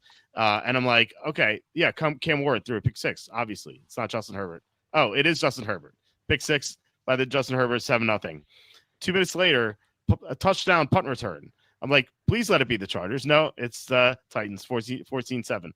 Titans get 2 garbage touchdowns, and then Joe Alt gets hurt for the Chargers. So then they can't block to get the comeback. They actually did lead by 10, but then, of course, the Titans get a backdoor field goal at the end, of course. So anyway, this is very frustrating to me. Around the gas in big game, 5 for 68. Quentin Johnson got back on the board. He's been struggling lately, but he scored again. I think the big takeaway, though, is that the Chargers without Joe Alt are not really the Chargers, and now he's going to be out all year. So bad situation for the Chargers. Titans, I don't have anything to say about any of these guys. There was some excitement about Shamari DK, but he only had 1 catch this week. He did have the punt return touchdown. So if you're playing a DraftKings, you use them, you actually got those 6 points. Any thoughts on this game? Yeah, you don't want any one of the Titans in your lineup right now. I mean, I think there's a part of me that thinks Tajay Spears could be a little bit of something down the stretch as they're trying to figure out what they have in him. But no, that's a dumb idea. Don't try to have him in your lineups. And the Chargers, they're still overall a good team. They're still got a lot of talent. They're well coached. They're having a good year. But man, they're down their best 2 offensive linemen now with Slater and Alt. And it's just obvious. It dramatically impacted their team. It significantly impacted their ability to run the ball, and which killed their play action. And then they got behind, with those 2, kind of 2 fluky touchdowns. You don't expect that most weeks. So, do I still think these guys are worthy of fantasy starting? Mostly, yes. But you got to temper expectations. Keenan Allen seems to be maybe phased out of the offense, and you can, if you have, I have Keenan Allen in our league. I've started him quite a bit. I think he is no longer startable at this point. McConkey is still startable, but I think you're going to knock him down a little bit. If you have great options, you might be someone in your flex or maybe on your bench. Quentin Johnson is a flex or wide receiver 3 at this point. You got to just knock all these guys down, and so you probably are still starting them, but some people inevitably are going to have better options, and don't feel guilty to stick these guys. I've got quite a bit of them. I've got Justin Herbert in multiple leagues. I've got Quentin Johnson in multiple leagues. I think Justin Herbert's my most owned quarterback in in best ball, actually. So yeah, I think Vidal, he's got to knock him down. I think the running game is going to take a significant hit. In fact, I'm not sure he's startable at this point. So I'm not sure the tight end's startable. I know he had a big game here, but I still if he's going to have to stay in the block, that's not going to be good. I think it's just a lot of things here I'd be concerned about going forward. Yeah, me too. Question here: Pitts, Fannin, or Loveland this week, and rest of season half PPR. for rest of season, Pitts has a really favorable playoff matchup. So he gets the Buccaneers. He always dominates the Buccaneers. So keep that in mind. For this week, I would go Fannin because he's playing the Jets, and we know how bad the Jets are, and Dylan Gabriel is just a dink and dunker. Any thoughts on this? I don't know. I might be willing to take a shot on. Yeah, I guess Pitt. I think Pitts is probably the better floor, has a higher floor. Loveland might have the higher ceiling. We talked about him earlier. He might have the higher ceiling. So if you want to shoot the moon, maybe you go with Loveland. Yeah, makes sense. All right. So next game is Vikings 27, Lions 24. The Lions got out to an early lead, but they lost 3 linemen in this game. It's about like the Chargers only lost 1. They lost 3. They lost both tackles and their rookie guard. So they suddenly couldn't do much offensively. Goff had some garbage time scores. Sam Laporta, he had the touchdown earlier. But yeah, Jameson Williams also scored 4 for 66 in the touchdown. Vikings, JJ McCarthy had some good moments, had some bad moments, not kind of mixed bag for him. Aaron Jones got banged up in this game, which is a shame because he went 9 for 78. Jefferson scored, but only 6 for 47. What are your thoughts on this game? Yeah, I don't think there's any lessons to be learned. I think we kind of know what who's starting. Amon-Ra St. Brown and Gibbs and Montgomery, like these guys are starters, right? Mm-hmm. Even if they lose linemen, I'm still gonna I'm not benching Gibbs. So you might, Montgomery, you might have better options. So maybe you're not starting him. James Williams is he scored a touchdown in this game, but it's he's too inconsistent. He's not trustable. In best ball, he's fine. Other than that, I could never trust him to put him in a lineup. So he's not worth having. I think he's droppable at this point, honestly, in most leagues. Unless you're just desperate for receiver help for some reason, injuries. And then on the Viking side, JJ McCarthy. The good thing is Justin Jefferson. He's good enough to get Justin Jefferson the ball. Justin Jefferson is still viable. But I'm not sure if any of their other receiving options are viable. And their running backs are not viable. Aaron Jones is going to be out. Jordan Mason just kind of looks like he's running slow. He's not I don't know. I think it's Jefferson or bust, right? I don't think there's anyone else on this team I want. And I don't think it's going to change anytime soon. So unless you're desperate or have no other unless you're really thin, I'd be looking elsewhere other than Jefferson, to be honest. So, yeah, I think until McCaffrey shows that he's or did I say McCaffrey? McCarthy. Until JJ McCarthy shows that he's worthy of being an NFL quarterback, I don't think I want anyone on this team. Yeah, it's fair. By the way, look at these quarterbacks. It's just round 13. You were saying round 13. It's Kyler Murray, Tua, Bryce Young, Jacoby Brissett, Mariota are your top 5 options. So not great. I mean, I'd roll with Bryce Young, and who are the other? Bryce Young and who else? There's Kyler Murray, Tua Tagovailoa, Bryce Young, Jacoby Brissett, Marcus Mariota. I'll take Brissett, Tua, and Bryce Young, and I'll be fine. All of whom could be benched at some point, but maybe not Bryce Young, but do you want these results 4-10, 19, 14, 10, 11? You're not going to win best ball with that. I would if Brissett was guaranteed to start all year, I would like that too, but he could just get sent to the bench at any point if he has a bad game. I have a sneaky suspicion that this Kyler Murray injury is going to linger until he struggles, until Brissett struggles, and then Murray will be healthy again. Yes, magically, yes. Kind of like McCarthy. McCarthy did the same thing. Yeah, we agree. We agree on that. I think all the talk was that Murray was going to come back. It's like Murray's coming back, and then all of a sudden Brissett looks decent, and they're like, Jonathan Gannon said today, he's like, I like what I see in the offense, and Murray's, we're going to give him a chance to fully heal up. I'm like, yeah, I think he just got benched. Yeah, I think so too. But they're trying to save face, right? Yeah, let's hold on. Let's jump to that game because we're talking about it. The Cardinals, the Cowboys game was 27-17, which I'm sure you were happy to see. So I think this is like fascinating, and it's like I remember all year last year, like Trey McBride can't score touchdowns. What's wrong with this guy? Can't score touchdowns. Marvin Harrison Jr. bust, complete bust. And like suddenly McBride can't stop scoring touchdowns now. Harrison had his best game. He had a sick move on Bland in the end zone. I get the feeling that this is Kyler Murray and not McBride and Harrison.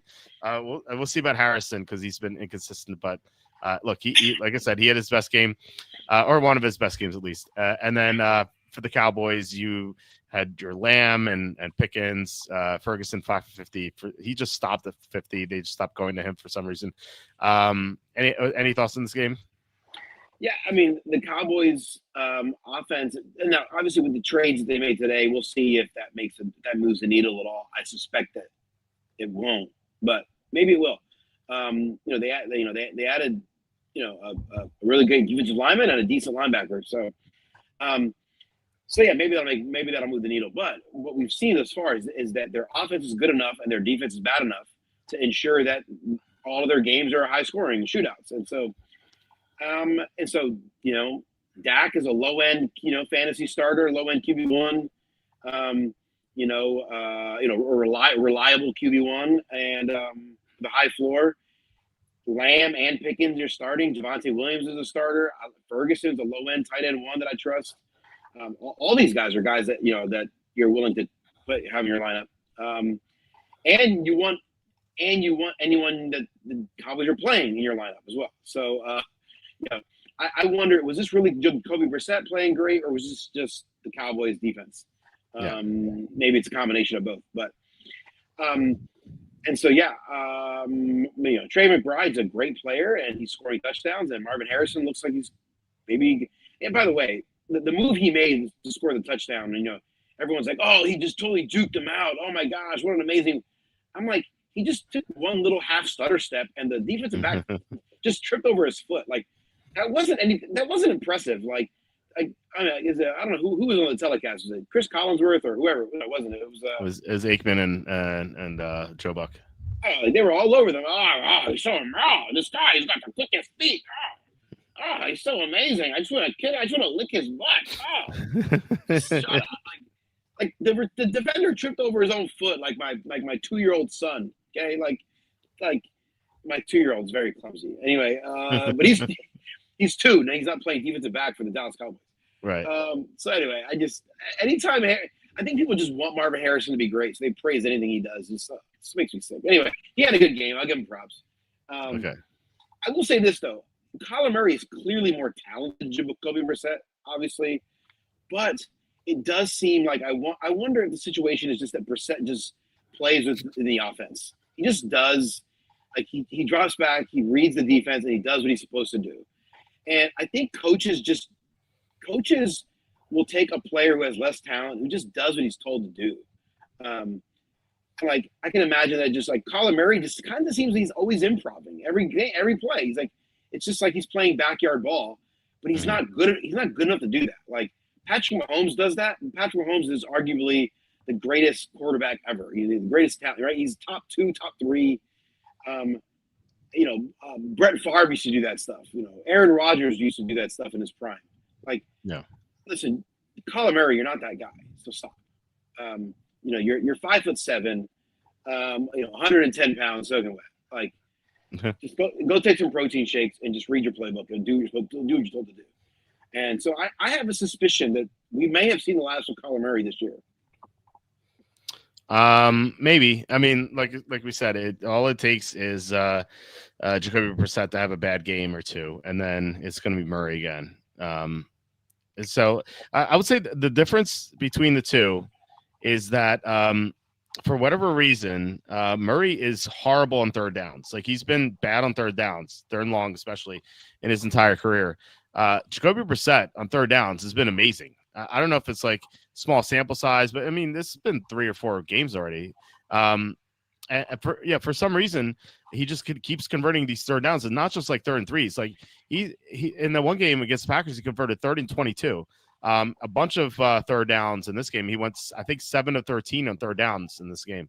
I don't know why. I really don't know why, but he's just converting them. So, That I would say that is certainly a difference. I'm really hurting for running back here. By the way, I was going to take Tank Bigsby, and I got sniped by one pick. I have 4 running backs, so it's not like too bad. But there's like Sampson, Singletary, Devin Neal, Emmanuel Wilson. I might take Wilson. He gets some work here and there. He gets like 6 to 11 carries a game, and take Wilson. Anyway, so let's get back to where we were before. We had 3 afternoon games and then 1 Sunday night game left. So the next game is Jaguars. Steelers 27, Colts 20. This was an odd game. I wonder if the Colts are just looking ahead to traveling to Germany. Which we've seen teams kind of get trapped in that sort of situation before. Alec Pierce, monster game. I was actually forced into starting him because I had Travis Hunter in one of my leagues, and at the same league I have Jane Daniels, and I had to drop him because for Pierce. Pittman, big game, down, scored a touchdown for the Steelers. Jaylen Warren scored twice, but 16 of 31, so not impressive in that regard. Pat Freiermuth also scored a touchdown. Calvin Austin was the leading receiver, and Metcalf did nothing, so I would expect him to rebound soon. What are your thoughts on this game? Yeah, Jaylen Warren is a must start for Pittsburgh each week, so we know that. Metcalf, to me, has had enough inconsistency this year where I'd be knocking him down in ranks. Obviously, it's unlikely that most people, if you're a Metcalf owner, you probably don't have a clear-cut better option, so you're probably starting him anyway. But I could see people being nervous about him, and if you have better options, feel free to move in that direction. I give you permission to bench him if you got better options. On the Colts, we kind of already talked about the Colts a little bit. Daniel Jones turning back into a pumpkin, as I like to say. Jonathan Taylor is awesome. Keep starting him. Michael Pittman's worth a start. Tyler Warren's a starter. I will say this: the Alec Pierce is a very interesting situation. Usually, he's he's just like the downfield, low percentage pass guy. High, the boomer bust type player. But this game was very different. He was involved in the short and intermediate passing. He was the first read on multiple plays.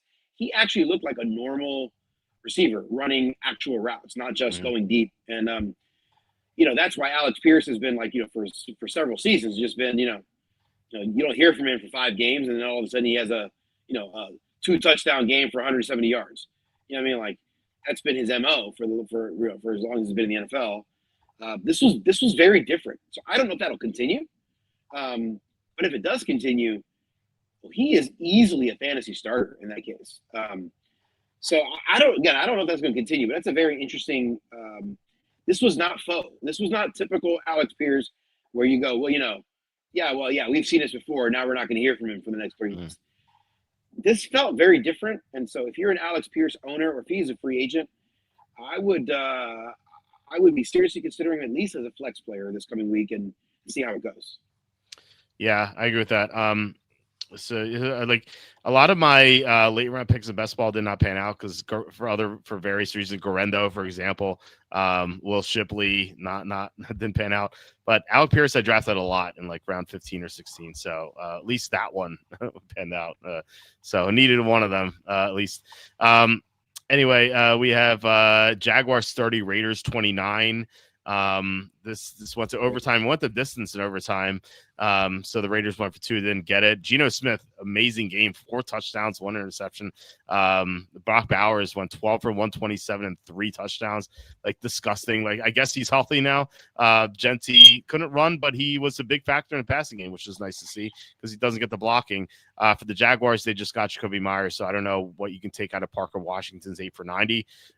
Thomas only 3 for 55, so he just continues to struggle. ATN solid game. Lawrence, he had a horrible interception early, but he bounced back, albeit against a really bad defense. So any thoughts on this game? On the Jaguars side, I don't think there's anyone that's like a clear-cut starter on the Jaguars at this point. Adding Jacoby Myers kind of mucks things up a little bit even more. It's already kind of been inconsistent from week to week on who's going to be the guy. And so yeah, I think adding the addition of Myers kind of just makes it messier. I own Brian Thomas. I own Brian Thomas in one league. In our league, actually, I own him. He was my second round pick in that league. Yeah, it doesn't feel good. This past week I still started him because it's I had other players on bye week, but it's unlikely he will be in my starting lineup until I see a change, which is it's painful. I am in first place in the league. I am 7-1-1, so Nice. first place, high scoring team. So I've weathered the storm of having my second round pick be unproductive. That usually can torpedo your team, but yeah. So I think it's okay. Yeah. So I don't want anyone. By the way, Travis Etienne. It's like anytime I dog him, he comes out and plays well. And so I was dogging him all summer. He came out in the first 2 weeks of the year, played great. And then I praised him and I stopped talking about him. And he kind of slowly came back to earth and it was very mediocre. And then I dogged him last week on the show.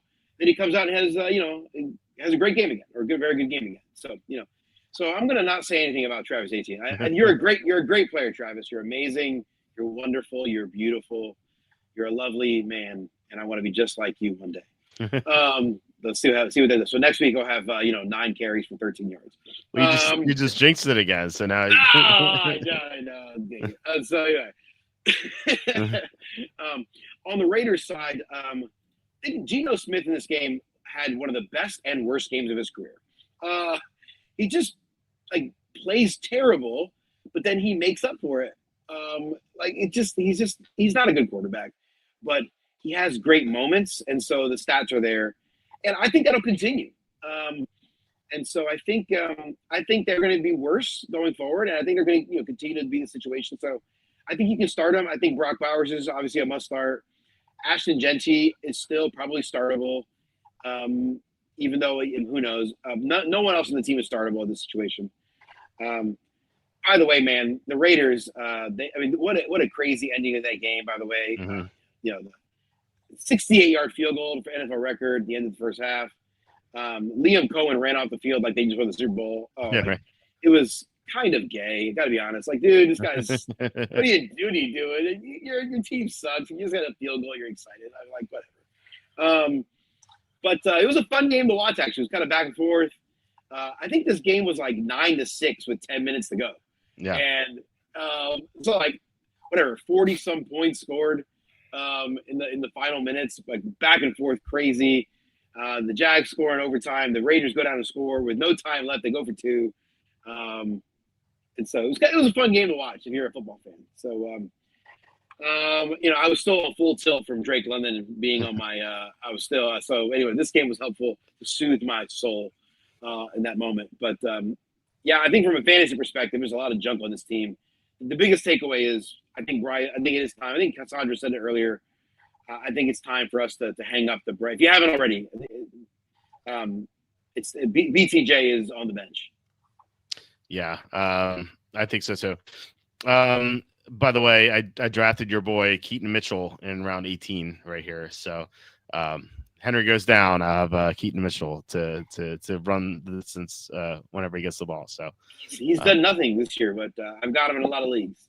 Actually, he's been getting some more touches here. 4 for 43, 4 for 11. He's getting on the field at least. So I mean, look, this is if Henry goes down, that's all this is at this point. If Henry goes down, Mitchell's gonna be great. But until then, maybe you get a touchdown once in a while, but that's about it. Mundo asking, I was offered Addison, Myers, and May for DK and Henderson. I would do that in a heartbeat. Absolutely. I mean, I'm assuming, I don't know what your quarterback situation is, but May's great. Addison and Myers, yeah, I would do that. But I'm very low on Henderson, right? So there may be some people out there that love Henderson and think he's got upside still, and maybe down the stretch he'll be a league winner. Yeah, I don't know. Yeah, I mean, it seems like a slam dunk trade. I would definitely do it. And I was higher on Henderson. Not so much anymore, but yeah. Anyway, we have a couple more games here. So the next one is Rams 34, Saints 10. The poor Saints, they really wanted to look at Tyler Shuck and they got beaten out in time of possession by 44 to 16 minutes. So Shock barely had a chance to play. It just meant that they didn't run the ball at all. Kamara only 6 carries. Taysom Hill 4 carries. Shaheed was the leading receiver, but he's gone. Chris Olave is still there. So yeah, nothing else to say about the Saints. For the Rams, Puka Nacua got hurt. He hurt his chest. He landed on the ball. But I saw a report saying today that he's not going to miss any time. So we'll see if that's true. Adams scored 2 touchdowns, so they're still in good hands, even if Nacua is not there. Kyron Williams, he had been struggling this year, but great game here, 25 for 114 to touchdown. Stafford, excellent as always. He looks he definitely has to be an MVP consideration. He's been awesome this year. Any thoughts on this game? It also feels like I secretly was thinking, is Sean McVay intentionally trying to get Stafford an MVP? Because every time they're down by the goal line, he doesn't run the ball at all. He throws the ball. He just throws. I'm like, this feels like is this intentional? I don't know. But, not a lot to learn here. Kyron Williams is great. He's in your lineup. Blake Corum's a really good player. If Kyron Williams were to go down, I think Corum would be a league winner. Devontae Adams is good. Puka Nacua, as soon as he's healthy, is good. You're starting all these guys. And so, Matthew Stafford, once upon a time, I was told, had a bad back. Yeah, right. This team's looking good. The Saints are terrible. This is what Walt predicted. This is why you were concerned about Kamara. So you might be right down the stretch. Kamara was the 24th best running back in PPR coming into the week. I think he's out of the top 30 now. If this were to continue, this will be bad. I only own Kamara in one league, so and I drafted him so late that I'm not really been starting him. He's kind of in my in the rotation for my flex spot. So I'm not relying on him as a starting running back. And so he's probably going to be on the bench. There's no one in the Saints you want right now. Olave, if you're really desperate, but as long as Tyler Shock is there, it's unlikely that you can't find a better option. I think if you own Chris Olave, it is likely you'll be able to find better options most weeks. Now, there'll be some weeks where Olave is still going to go off and still be fine, but I think for most people, most weeks, once we get out of the bye weeks, most people are probably going to have better options than Chris Olave, is my guess. So, you're probably not starting much on that team. Yeah, I'm about to make my final pick here. I just look Jack Betch. Just because Jacoby Myers is gone, I feel like he's going to get a chance to get some run here. So why not in the 19th round? And then I'm going to take Pat Bryant, who he scored a touchdown recently. He's a rookie. You know, they're going to have their bye coming up, so maybe there's going to be a post bye bump for him. So that is my team. Real quickly, Josh Jacobs, Justin Jefferson, Jalen Warren, Devontae Smith, Dave Montgomery, Jameson Williams. And with Stafford and Goff as my quarterbacks, Trey Tucker, Kyle Pitts, Isaiah Davis, David Njoku, Geno Smith, Kate Otten, Malik Washington. It's the first guy I took with who hasn't had his bye yet, but 15th round's fine, and I like him in the 15th. Emmanuel Wilson, Adonai Mitchell just joined the Jets. Keaton Mitchell, Jake Betch, and Pat Bryant. So 18 of my 20 players have had their bye so far, which I would assume I have the most players who have had their bye so far. And I think some of these guys were on auto draft because we had Tucker Kraft here. We had a couple of other weird picks happen. So Jane Daniels here, for example. So hopefully I win this league. Do you like my team, Kenny? Or do you think it sucks? No, I think it's good. I early in the year I want to really go more heavy on running back depth, but as you get later, that's because you got to deal with bye weeks and injuries. Mm-hmm. But once you get to the later part of the year, obviously injuries can still happen, but you've been through, you're through halfway through the season. It's like, okay, like the probability is like injuries that could have happened, they probably would have happened by now. Like I'm probably going to be okay, right? And you're past the bye week, so like the depth at running back, which I usually prioritize during the summer, is okay to lessen the priority on that later in the season, because the reason you prioritize it is for players going down, and that's we're halfway through the season, so that's not as much of a worry. Yeah, I agree. I mean, I usually try to have 7 running backs whenever I draft in the summer. I only took 6 this time. I actually did a draft earlier today. I took 5 running backs. So I agree with you there. So Munda says my predicament would that be I'd have to decide on dropping either Bo Nix or Woody Marks. I mean he has JD5, Bo, and Burrow. Well, I mean you can drop one of them for sure. Bo Nix. I mean Daniel's gonna be out for a while, so yeah, you don't need 3 quarterbacks in your roster. I only carry one, so Yeah, me too. yeah, Yeah, 3 quarterbacks. I mean, I don't know what kind of league you're in, but I never carry 3 quarterbacks unless I'm in a 2 quarterback league. Then I carry multiple. But yeah. All right. We have I think we have 2 games left. So we have Bills 28, Chiefs 21. So the Bills once again win in the regular season. We'll see if the Chiefs answer in the playoffs. Or maybe they won't even face off against each other, but we'll see. Mahomes had his worst game of the year. He's been awesome so far, but terrible game. I kind of got the feeling though that like Mahomes carried the ball only once. I kind of got the feeling that they were like saving plays for the playoffs because like they didn't want to show the Bills everything. Maybe I'm wrong, but like, it just seemed like they didn't go all out. It was like Mahomes had been running a lot more this season, and then like he just runs one time. It just seems like very suspicious. Then like 4th down at the goal line, they kicked the field goal. Like yeah, I feel like they would have gone for it. It just felt like they knew that they're going to play the Bills later, and they're like, all right, well let's not show this. Let's not show them anything. I could be completely wrong about that, but that is a thought that popped in my head at least. But the Bills look great in this game. Allen 3 incompletions, Cook 114, Kincaid 6 for 101 and touchdown. Shakir 743. Any thoughts on this game? Yeah, from a fantasy perspective, first the Bills. Obviously, Josh Allen's great. He's in your lineup. James Cook's in your lineup. Kincaid is a must-start tight end now at this point. None of their receivers though are must starts for me. They're all like it's a rotation. Every week it's going to be hit or miss. I don't know. It's like if you're I've got Shakir in 2 leagues. In 1 league he's not practically my starting lineup because I got better options. But in another league my receiver core is thin, and so he's kind of probably going to be my starting lineup most weeks. I don't really love it, and so that's kind of where you're at with those guys. On the Chiefs side, I think I got what you said there. They just also they look out of sync. So last week I basically said, hey, these guys are going to win the Super Bowl. They've been looking awesome. They're rolling, and then they come out and just kind of lay a clunker for most of this game.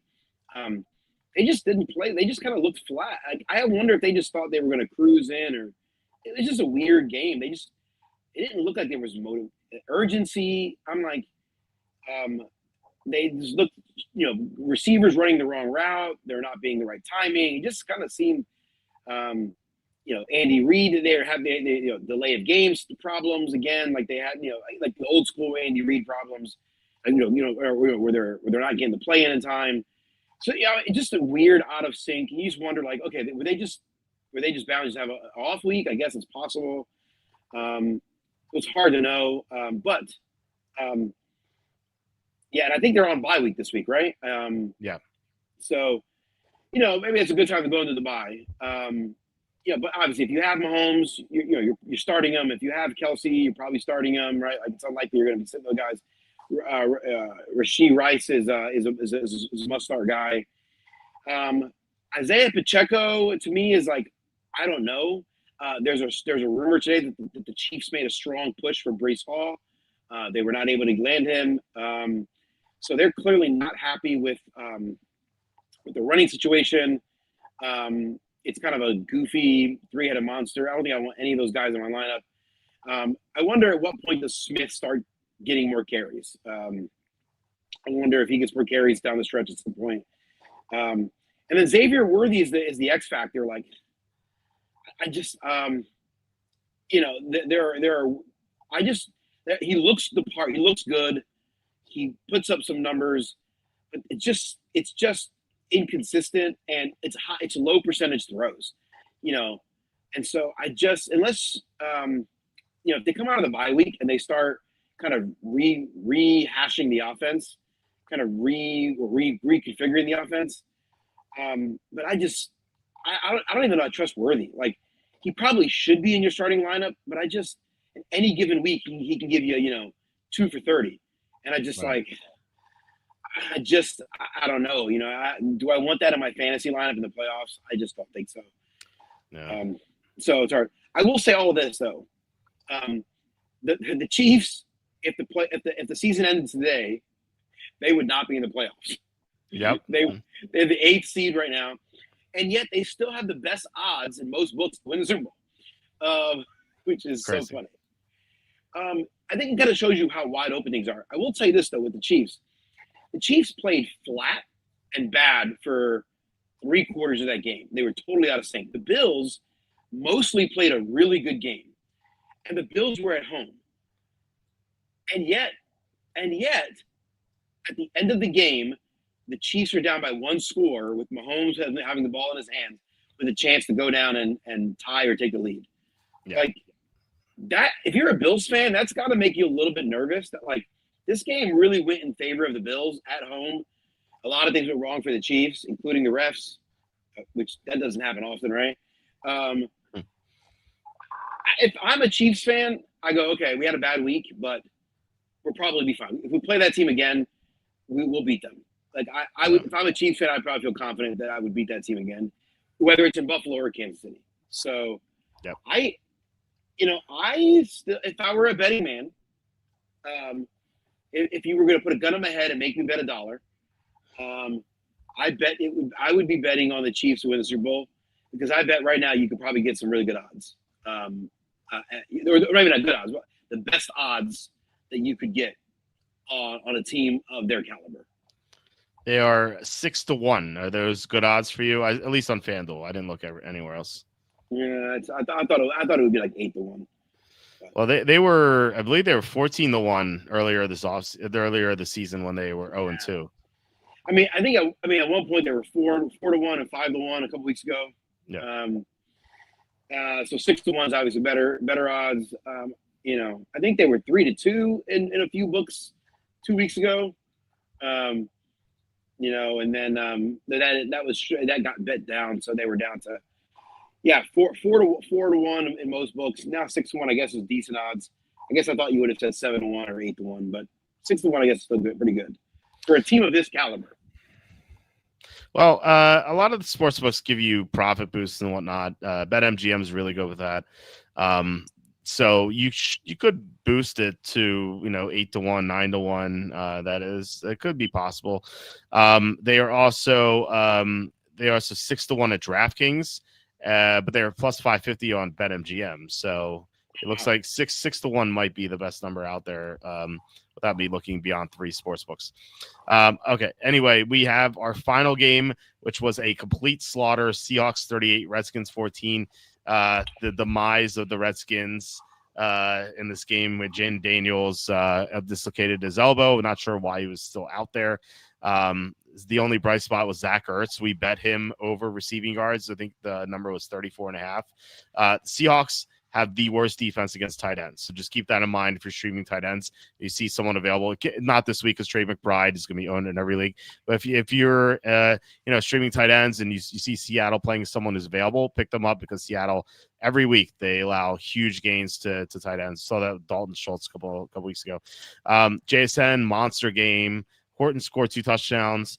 We have our usual Kenneth Walker Charbonnet discussion where it's like almost 50-50. It's like 55-45 in favor of Walker. But Charbonnet is getting the touchdowns. Although I'll say this, Walker was getting used at the goal line. He didn't score, but he was getting used at the goal line. So maybe it's changed. I don't know. What are your thoughts on this game? The Seahawks all of a sudden have turned into an offensive wagon. Yeah. And so, Sam Darnold's playing good. Excuse me. So I'm sure I offended some English teachers out there. How dare you? JSN is a beast. He's a monster. I love it. I've got him in multiple leagues. The running backs are still 50-50. I don't know that I really love the idea of starting either one of them. But if you drafted Kenneth Walker in the 3rd or 4th round, you probably have to start him. At least he's in your flex. You probably don't have better options. If you drafted Charbonnet late, you probably have multiple options. I think they're pretty much the same guy at this point in terms of obviously Charbonnet has turned out to be the much better value because he was going in round 8. His draft stock came up a little bit at the end there, round 7, round 6. But I think I drafted him around 9 or 10 in best ball leagues early in the year before his stock kind of rose up a little bit. So, yeah, I think you're right. But I think the biggest question is what happens now opposite of JSN in the Seattle. And I was prepared to say Horton. Horton's the guy. Spend some. If you got any fab left, spill it on him. Get him in your lineup. I think I'd be willing to trust him, at least for the foreseeable future. For the short term.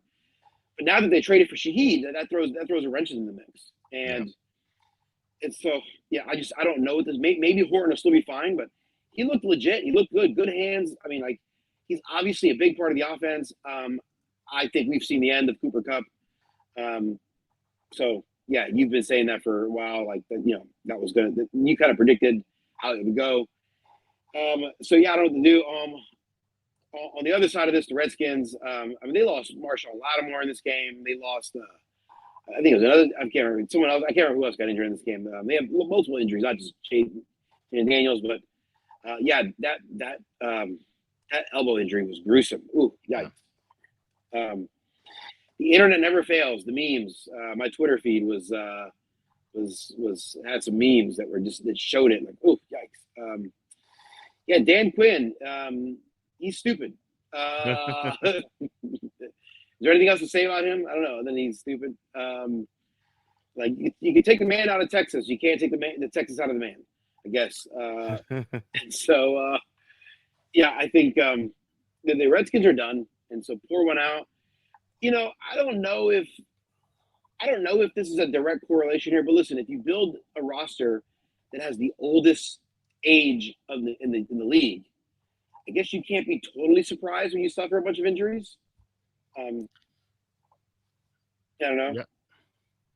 Yeah, I mean the age definitely caught up with their defense. They have the slowest linebackers in the NFL. They just can't cover anyone.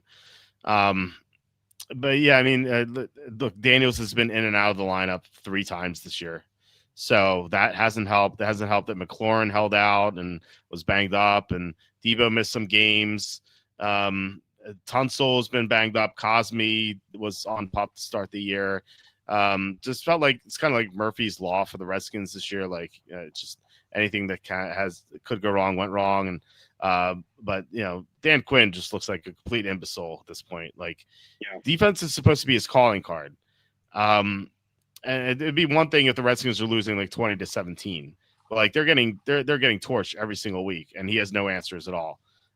So I was never a fan of him. I don't understand why they hired him. He's a failed coach in Atlanta. Once Kyle Shanahan left, it was kind of clear that Shanahan was the brains behind the operation.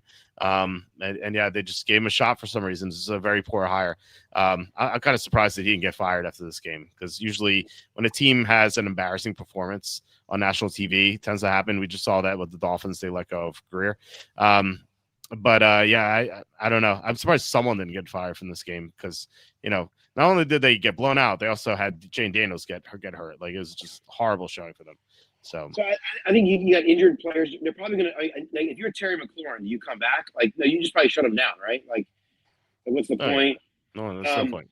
So there's no one on this team I want to start for fantasy except Zach Ertz. I think I'm still fine with Zach Ertz. He's going to score some points.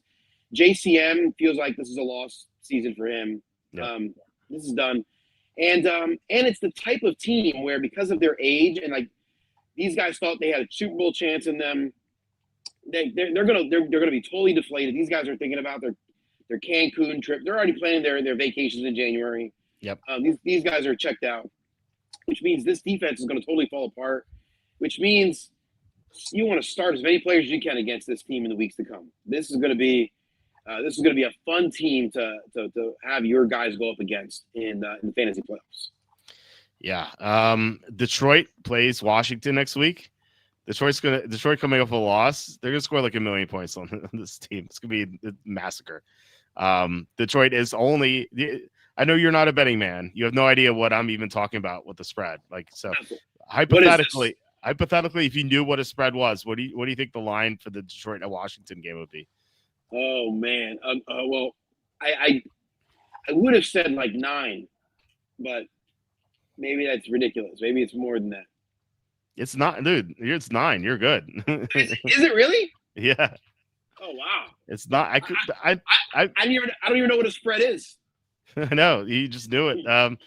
I made the line 13.5. I'm like, I can't believe how low this line is. I don't understand it.